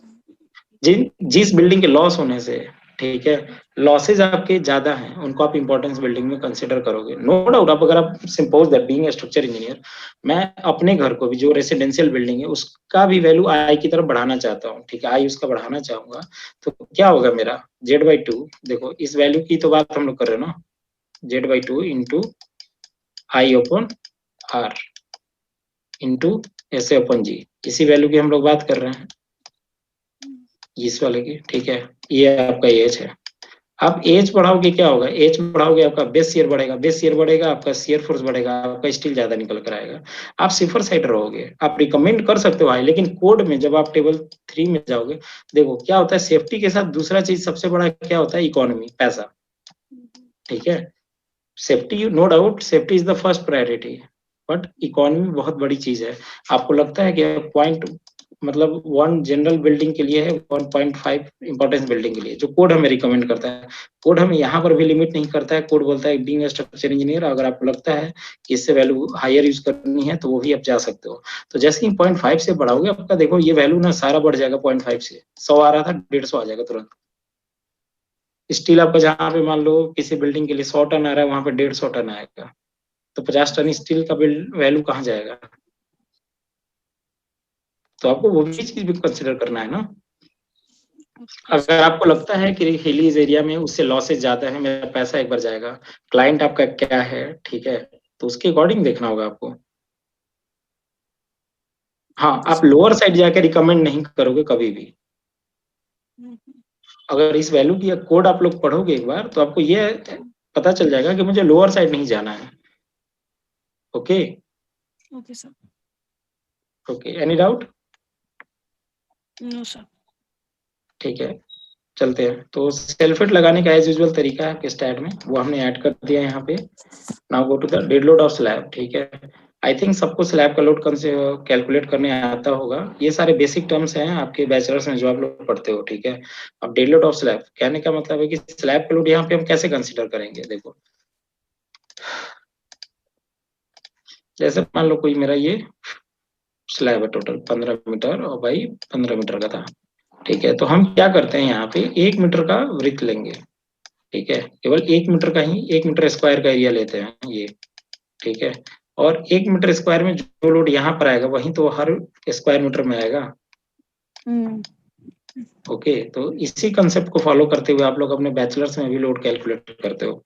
ठीक है, कुछ करना नहीं. आप जैसे इसका क्रॉस सेक्शन कट करोगे तो आपको दिखेगा कि ये हमारा स्लैब है आरसीसी का.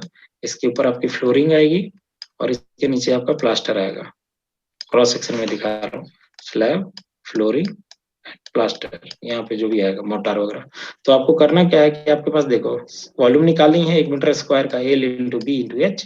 थिकनेस आपके पास गिवन होगा कि कितना थिकनेस लेना चाहते हैं, 5 इंच 6 इंच जो भी है. ठीक है, मिनिमम थिकनेस कितना प्रोवाइड कराना होता है हमें स्लैब में? 125. 125 कहाँ पढ़ा आप लोगों ने, मुझे भी बताओ. सर 125 का 150 में पूछते हैं.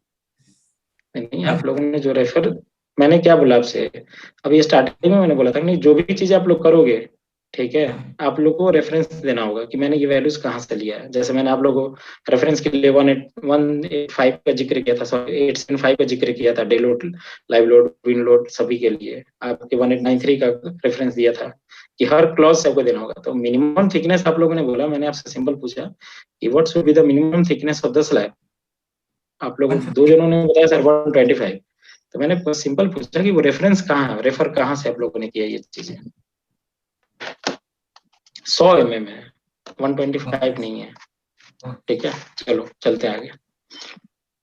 कोड पढ़ो, विदाउट कोड कुछ नहीं होने वाला है. जिस फील्ड में जाना चाहते हो, अगर हाईवे में जाना चाहते हो तो हाईवे के कोड्स, और यहाँ जाना चाहते हो तो इधर IS 456 and all other related codes आपको पढ़ना ही पड़ेगा. ठीक है, तो इस तरह से आप कैलकुलेट करोगे, सम अप करके इनको किलो न्यूटन पर मीटर स्क्वायर में हम लोग लगा देते हैं. ओके, तो simple dead load of slab. कहाँ पर जाते हैं डेड लोड ऑफ स्लैब लगाने के लिए हम लोग? जिन लोगों ने स्टैट यूज किया है उनके लिए ये क्वेश्चन है मेरा.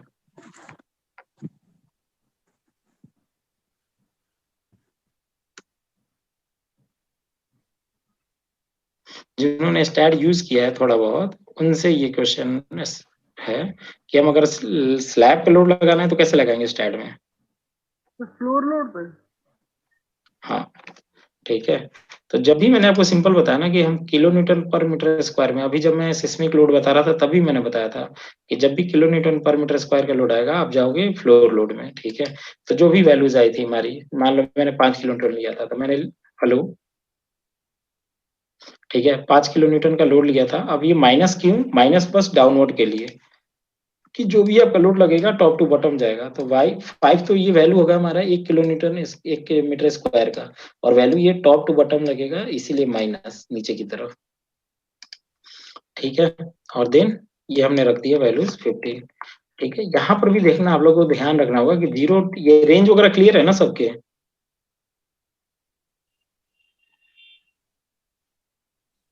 एनीवन हैव देनी पड़ेगी हमें रेंज.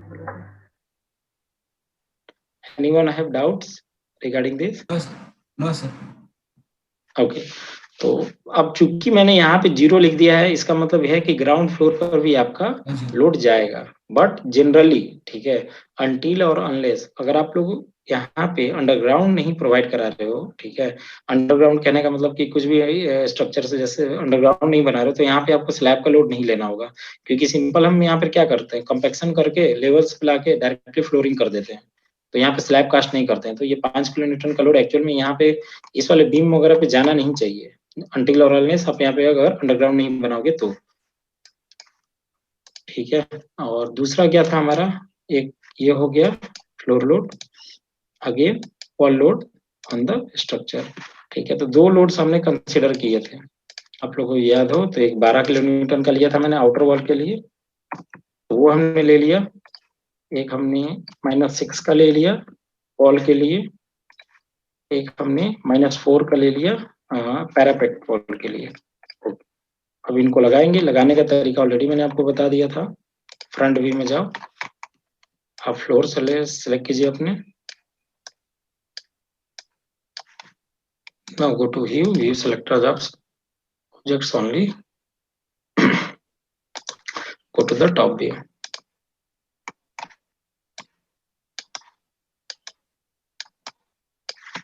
ठीक है, assign to selected view, assign, ये हो गया। ये 6 किलो न्यूटन का लोड इंटीरियर कर्टेन वॉल के लिए था, ये हमने कर दिया। और 4 किलो न्यूटन का लोड इस पे लगाना था ना,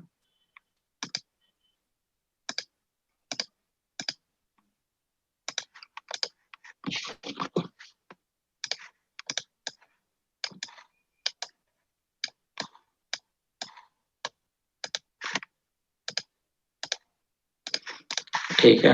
देखो, जब भी आप लोड केसेस में लोड ऐड करोगे और किसी लोड के आगे अगर क्वेश्चन मार्क है, इसका मतलब वो चीज ऐड हुआ है, असाइन नहीं हुआ। इस बात का ध्यान रहे।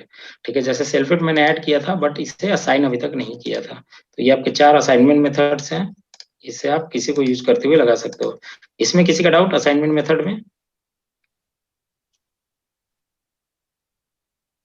नहीं है सर। ओके गुड, ठीक है, चलते हैं। तो और then floor load add, go to the again जो लाइव लोड आया था। लाइव लोड कितना बताया था मैंने? एक गलती हम लोगों ने किया, आप लोगों ने गौर किया? मैंने आप लोगों को बताया था कि सिस्मिक वेट में some percentage of the live load लोगे आप लोग। ठीक है, तो मैंने बताया था कि अगर आपका लाइव लोड 3 किलो न्यूटन से ज्यादा है तो सिस्मिक वेट में उसका 50% ही लोगे। मतलब 4 का 50% कितना हो जाएगा? 2। तो आपको यहाँ पे 2 ऐड करना था। ठीक है, और यहाँ पे आप 4 ऐड करोगे। Go to the floor load, then -5 4 15। इसमें भी ध्यान रखना कि जैसे मान लो अब 4 तो मैंने ले लिया, टॉप पे भी चला जा रहा है ना, यहाँ पर 4 किलो न्यूटन का लोड। यहाँ पे आप लोग देखोगे कि इस एरिया फ्लोर पे भी जो आपका टेरेस है, ठीक है, इस पे भी क्या आ रहा है? 4 किलो न्यूटन का लोड लग रहा है। ठीक है, लेकिन एक्चुअल में 4 किलो न्यूटन का लोड यहाँ पे नहीं आएगा। जब आप अपने IS 875 को पढ़ोगे तो वहां पे गिवन है, ठीक है ना, कि अगर आप एक्सेस प्रोवाइड करा रहे हो तो आपको 1.5 रखना है। अगर आप एक्सेस नहीं प्रोवाइड करा रहे हो तो 0.75 किलो न्यूटन पर मीटर का स्क्वायर आपको लेना होता है लोड टेरेस पे। ठीक है, यहाँ हमने ये मतलब मैंने बता दिया आपको बस। ठीक है, कि अगर आप टॉप फ्लोर के लिए सीढ़ी प्रोवाइड कराते हो तो 1.5, अगर सीढ़ियां प्रोवाइड नहीं कराते हो तो 1.75 किलो न्यूटन पर मीटर स्क्वायर ही लेना होता है। क्लियर? ये हमारा हो गया। ओके, देन इसका हम कॉम्बिनेशन करेंगे। Go to the load case detail. ठीक है, अब हम जाएंगे कॉम्बिनेशन। देखो, कॉम्बिनेशन 2 होते हैं आपके, define combination and auto load combination. ठीक है, डिफाइन कॉम्बिनेशन मैनुअल होता है जो आपको यहाँ पे करना होता है। ऑटो लोड कॉम्बिनेशन में क्या करना है, सिंपली आप अपना कोड सेलेक्ट करो, आपके कोड के अकॉर्डिंग ये यहाँ पे लोड जनरेट कर देगा। स्ट्रक्चर यहाँ से आपको सेलेक्ट करना होता है कि स्टील स्ट्रक्चर है या RCC का स्ट्रक्चर है, सेलेक्ट करोगे और ये आपके जो भी पॉसिबल कॉम्बिनेशन लोड्स हैं तो ये आपका डिजाइन कर देगा, मतलब कॉम्बिनेशन कर देगा। देखो, यहाँ पर भी किसी लोड को अगर आप डिस्कार्ड करना चाहते हो, सपोज दैट, अब यहाँ पे आपको कॉम्बिनेशन कैसे दिखेगा? यहाँ पे लिमिट स्टेट ऑफ कोलैप्स और लिमिट स्टेट ऑफ सर्विसेबिलिटी दोनों के अकॉर्डिंग जो कॉम्बिनेशन पॉसिबल है आपको ये 15 लोड केस दे रहा है। अगर आपको किसी को डिस्कार्ड करना है, आप यूज नहीं करना चाहते तो सिंपली यहाँ से डिस्कार्ड कर दोगे, वो आपके डिजाइनिंग में नहीं आएगा। Add and close. ठीक है, तो ये आपके लोड्स हैं जो क्रिएट हो गए सारे हमारे। ठीक है, इसके बाद कुछ नहीं करना होता है, मैंने आप लोग को स्टार्टिंग में बताया था। ठीक है, कि लोडिंग करने के बाद एनालिसिस कमांड दो, simply go to the commands, analysis, perform analysis. Okay, go to the command post analysis print, जो भी चीजें आप प्रिंट कराना चाहते हो आफ्टर एनालिसिस। जैसे मुझे ज्वाइंट डिस्प्लेसमेंट चाहिए, सपोज दैट मुझे पोस्ट एनालिसिस प्रिंट क्या चाहिए, सपोर्ट रिएक्शन चाहिए। ठीक है, तो कर सकते हो आप लोग, जो भी चीज चाहिए आप यहाँ से। मेंबर फोर्सेज चाहिए, सपोज दैट कि मेंबर में क्या फोर्सेज आ रहे हैं, तो वो सारी चीजें आप प्रिंट करा सकते हो। After that go to the analyze, run analysis, save. तो ये आपकी एनालिसिस यहाँ पर होकर आ जाएगी। इसके बाद आप फर्दर डिजाइनिंग के लिए हम लोग जाएंगे। ठीक है, 0 एरर 1 वार्निंग्स। ओके, अब आप देखोगे तो आपके फोर्सेस वगैरह दिख जाएंगे कि जो भी हमने कॉम्बिनेशन लिए थे। क्लियर। इसी तरह अगर आपको बेंडिंग मोमेंट शियर फोर्स देखना है तो आप सिंपली यहाँ से बेंडिंग मोमेंट वगैरह कर लो। ठीक है, अब इसके डायग्राम वगैरह को बड़ा छोटा करना है, मान लो मुझे केवल इन दोनों का देखना है तो इसको हम कर लेते हैं। अब इसके डायग्राम को बड़ा छोटा करना और राइट क्लिक करके लेवल्स में जाओ। लेवल्स में करने के बाद आप यहाँ पे स्केल में जाओ, अप्लाई इमीडिएटली करोगे तो वो चेंजेस आपको हैंड टू हैंड दिखने लगेंगे। ठीक है, स्केल यहाँ पे थोड़ा सा बड़ा कर दो। ठीक है, इसी तरह सीयर देखना हो तो सीयर के लिए ऑन कर लो, से अप्लाई हो। सीयर फोर्स वगैरह देखना हो तो वो भी, सॉरी, इसके भी स्केल को बड़ा छोटा कर सकते हो आप यहाँ से।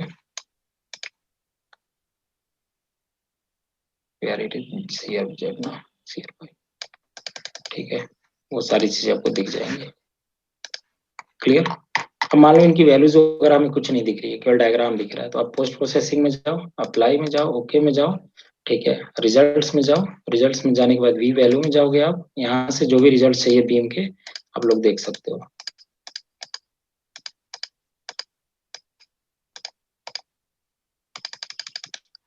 ठीक है, तो अभी तक क्या हो रहा था, आपको केवल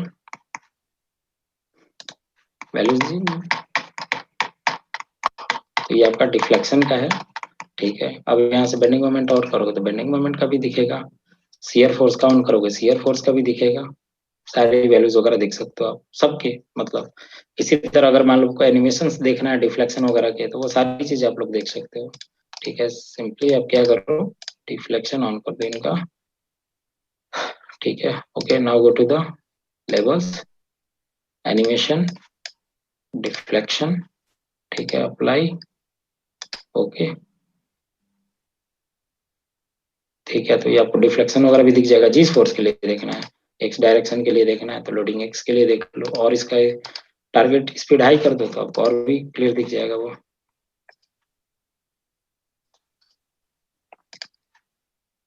स्केल को बढ़ा लो जरा, डिस्प्लेसमेंट, अप्लाई इमीडिएटली।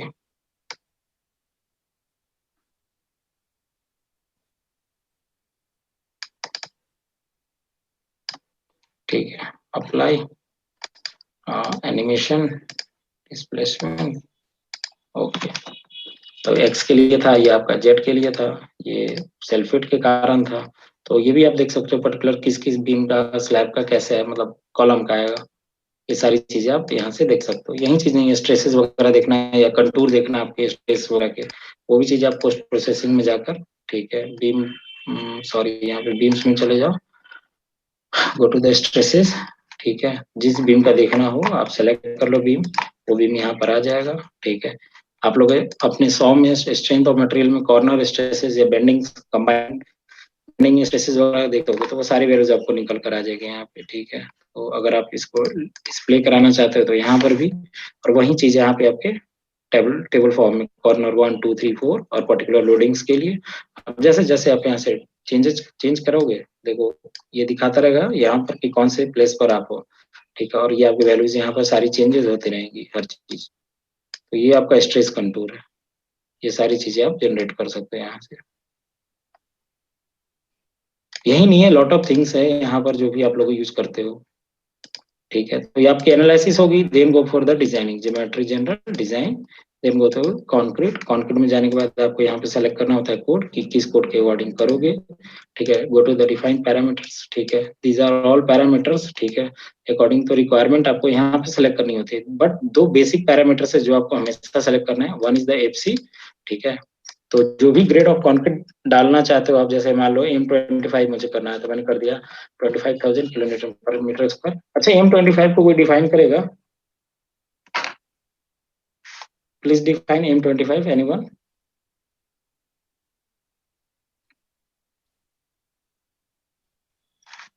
कौन कौन है यहाँ पर अभी? Arvind, please unmute your mic.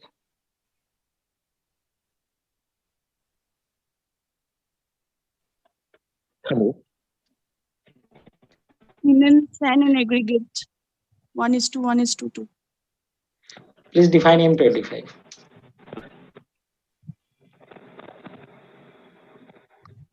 It's a grade of concrete. Okay. So it's a ratio. It's a mixed ratio of cement, sand, and aggregate. Okay. So 25 is the compressive strength. Okay. Which is attained by It's after a 20 ratio years of by curing. it's a ratio of 1:1:2. Akash and Yes, Arvind, sir. Sir what is M25 में जो M25? M25 में जो M होता है वो हमारा mixture होता है, और जो 25 होती है वो उसकी कंप्रेसिव स्ट्रेंथ की वैल्यू होती है, जो कि हमें 28 डेज बाय क्योरिंग के बाद मिलती है। और इसका M25 का जो रेशियो होता है, जो नॉमिनल मिक्स रेशियो होता है, वो हमारा होता है 1:1:2। किसको लग रहा है कि उनका मतलब जो भी उन्होंने एक्सप्लेन किया वो परफेक्ट था? किसको ऐसा लग रहा है? सर कंप्रेसिव स्ट्रेंथ 28 डेज के बाद 25 रहती है उसकी। After 28 days of curing. हाँ सर। मैंने तो सिंपल पूछा ना आप लोगों से कि किनको लग रहा है कि उनका जो भी एक्सप्लेन किया वो परफेक्ट था। हाँ अगर सर। किसी को लग रहा है तो वो बताएं, इसमें कौन सा बड़ा चीज है?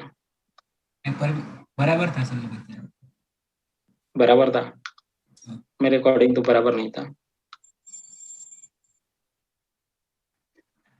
आपने जो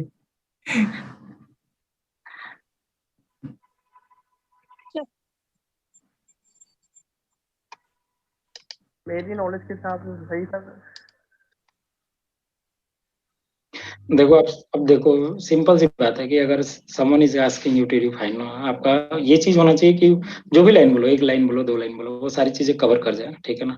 अब अभी आप लोग अपनी गलती पकड़ लेना है, जैसे आप लोग सबने बोला, मैं ये नहीं बोला सबका सही चीज सही था, लेकिन 1-2 चीजें आप लोगों ने मिस की है। सपोज दैट आपको यही चीज दूसरे में बोल सकते थे, M25 is the grade of concrete where M is the nominal mix, 25 is the characteristic strength of the concrete which we get after 28 days of the curing at normal room temperature।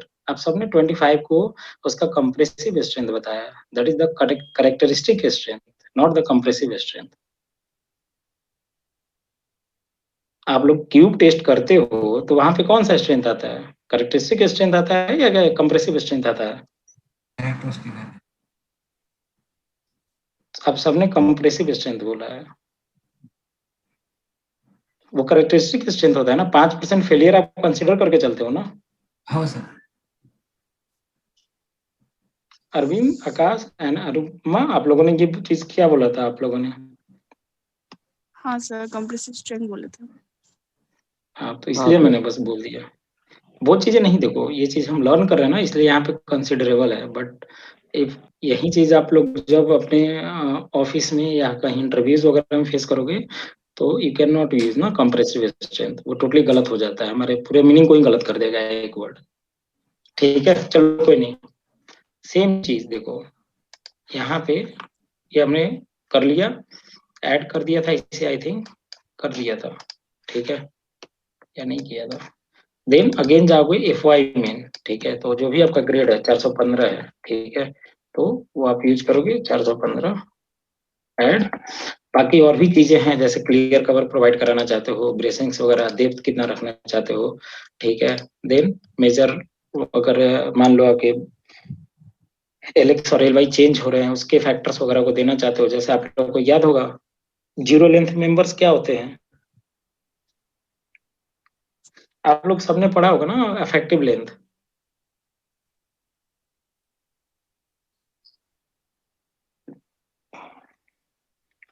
Support condition के according नहीं पढ़ा है?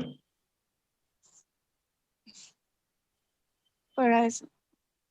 पढ़ा है ना, 1.2, 0.7, 0.65, 0.5, 100 में भी पढ़ा होगा, स्टील में भी पढ़ा होगा, RCC में भी पढ़ा होगा आप लोग ने, सबने, ठीक है। तो वही सारी चीजें हैं ये। इसी तरह मैक्सिमम बार कौन सा यूज करना चाहते हो, किस साइज का मैक्सिमम सेकेंडरी बार कौन सा यूज करना चाहते हो, अगर आप बार कॉम्बिनेशन में दे रहे हो तो मैक्सिमम बार साइज कौन सा रखना चाहते हो, टॉप में बॉटम में, ठीक है, मेथड कौन सा यूज करना चाहते हो, ठीक है, मिनिमम कौन सा बार साइज रखना चाहते हो, मिनिमम सेकेंडरी में कौन सा बार साइज रखना चाहते हो, ठीक है, यही सारे फैक्टर्स हैं। अगर इनके बारे में आपको पढ़ना हो डिटेल में, ठीक है, तो आप यहाँ पे हेल्प जो कंटेंट है इसमें आप जाओगे तो ये सारा आपको डिटेल में मिल जाएगा, मैं अभी बता दूंगा आप लोगों को, ठीक है। देन कुछ नहीं करना है, आप जाओगे कमांड्स में, डिजाइन बीम लोगे, डिजाइन कॉलम लोगे। अभी हमारे पास स्लैब नहीं है, एलिमेंट नहीं है, तो इसे हम नहीं लेंगे, टेक ऑफ लेंगे। टेक ऑफ का क्या यूज होता है, ये आपके जो भी क्वांटिटी यूज होगा कंक्रीट का, जो भी क्वांटिटी स्टील होगा यूज होगा स्टील का, उन सबको ये प्रिंट करके देता है, ठीक है। ऐड एंड क्लोज, ठीक है, इनमें हम देख लेते हैं, ठीक है, ओके। तो ऐड हो गया है, इसे आपको असाइन करना है FY में, ये भी हर जगह आएगा, लेकिन ये डिजाइन बीम कमांड हर जगह नहीं आएगा, ये केवल X में है हमारे पास बीम, और ये हमारे पास Z में है बीम, ठीक है। ये देन आप इसे असाइन करोगे, column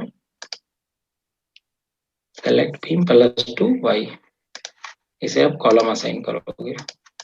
now go to analyze, run analysis, save.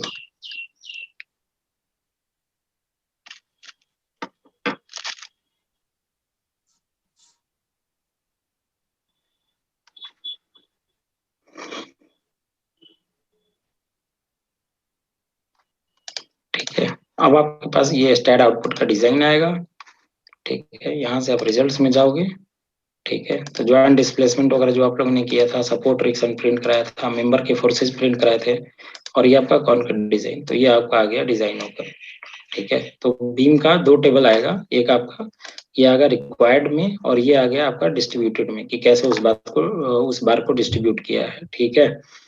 तो ये कैसे देता है रिपोर्ट, इस रिपोर्ट में किसी को डाउट है कुछ भी, किसी का कोई क्वेश्चन, एनीवन? ये आपके बीम का है, इसी तरह आप चलोगे नीचे तो आपके कॉलम का आ जाएगा, ठीक है। कॉलम की designing like column number 225 M25 grade of concrete है, मेन में, सेकेंडरी में, लेंथ क्या था, क्रॉस सेक्शन क्या था, कवर क्या है, गाइडिंग लोड केस क्या है, किस तरह का कॉलम है, शॉर्ट है, लॉन्ग है, ब्रेसिंग किसके लॉन्ग है, ठीक है। देन और भी चीजें यहाँ पर, ठीक है। रिक्वायर्ड स्टील एरिया कितना है, कंक्रीट एरिया कितना है, मेन रिइंफोर्समेंट क्या डाला है, उसको कैसे डिस्ट्रीब्यूट किया है, कितना परसेंटेज यूज किया है, ठीक है। देन टाई रिइंफोर्समेंट जो है उसको कितना यूज किया है, स्पेसिंग क्या है उनकी। देन आपके पास section capacity based on the, ठीक है, बाई एक्सेल कॉलम है, तो ये उसके लिए PUZ, MUZ और MUY, ठीक है। इंटरेक्शन रेशियो कितना यूज किया है, 1, क्लॉज नंबर 39.6, ठीक है। वर्स्ट लोड केस क्या है, ठीक है। तो ये सारी चीजें, इसमें किसी का कोई डाउट या कोई क्वेश्चन किसी का? ये सर इसमें, ठीक है। अब देखो यहाँ पे 585 पेजेस हैं, ये कुछ नहीं है, आपको 10,000, 15,000, 20,000 में पेजेस ये आएंगे, ठीक है। अगर आपको चेक करना है डायरेक्टली मेरे पास बीम फेल है या कॉलम फेल है, तो आप जाओगे एडिट में, फाइंड करोगे, और यहाँ पे अगर आपको कॉलम का चेक करना है तो आप लिखोगे फेल, और यहाँ पे कर दोगे इंटर। अगर फेल रहेगा तो डायरेक्टली ये बता देगा, और इसी तरह अगर आपको कॉलम का फेल चेक करना है तो आप यहाँ पे लिखोगे एडिक्वेट, ठीक है, इंटर करोगे। अगर फेल चेक होगा तो वो फेल होगा तो बता देगा, ठीक है। जैसे देखो ये फेल है, मार्क ऑल, देखो तो ये सारे कॉलम ये फेल है, इसके नीचे मार्किंग कर दी हमने, सेक्शन इज नॉट एडिक्वेट, ठीक है। तो ये सारे कॉलम हमारे फेल हो रहे हैं, क्लियर। अब इनको हम कैसे करेंगे, कुछ नहीं करना है, सिंपली जाओ ज्योमेट्री जनरल, इनका जो सेक्शन था या तो इसको रोटेट कर दो या इसको बढ़ा दो, सिंपल ये पास कर जाएगा आपका। Change, close, now go to assign, analyse,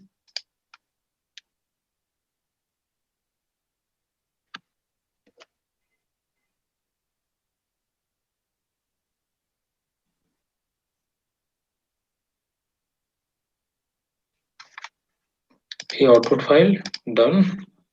now go to results, concrete design, fine adequate, अभी भी वो फेल हो रहा है, मार्क ऑल। और भी सेक्शंस आपको बढ़ाने होंगे अभी इनके।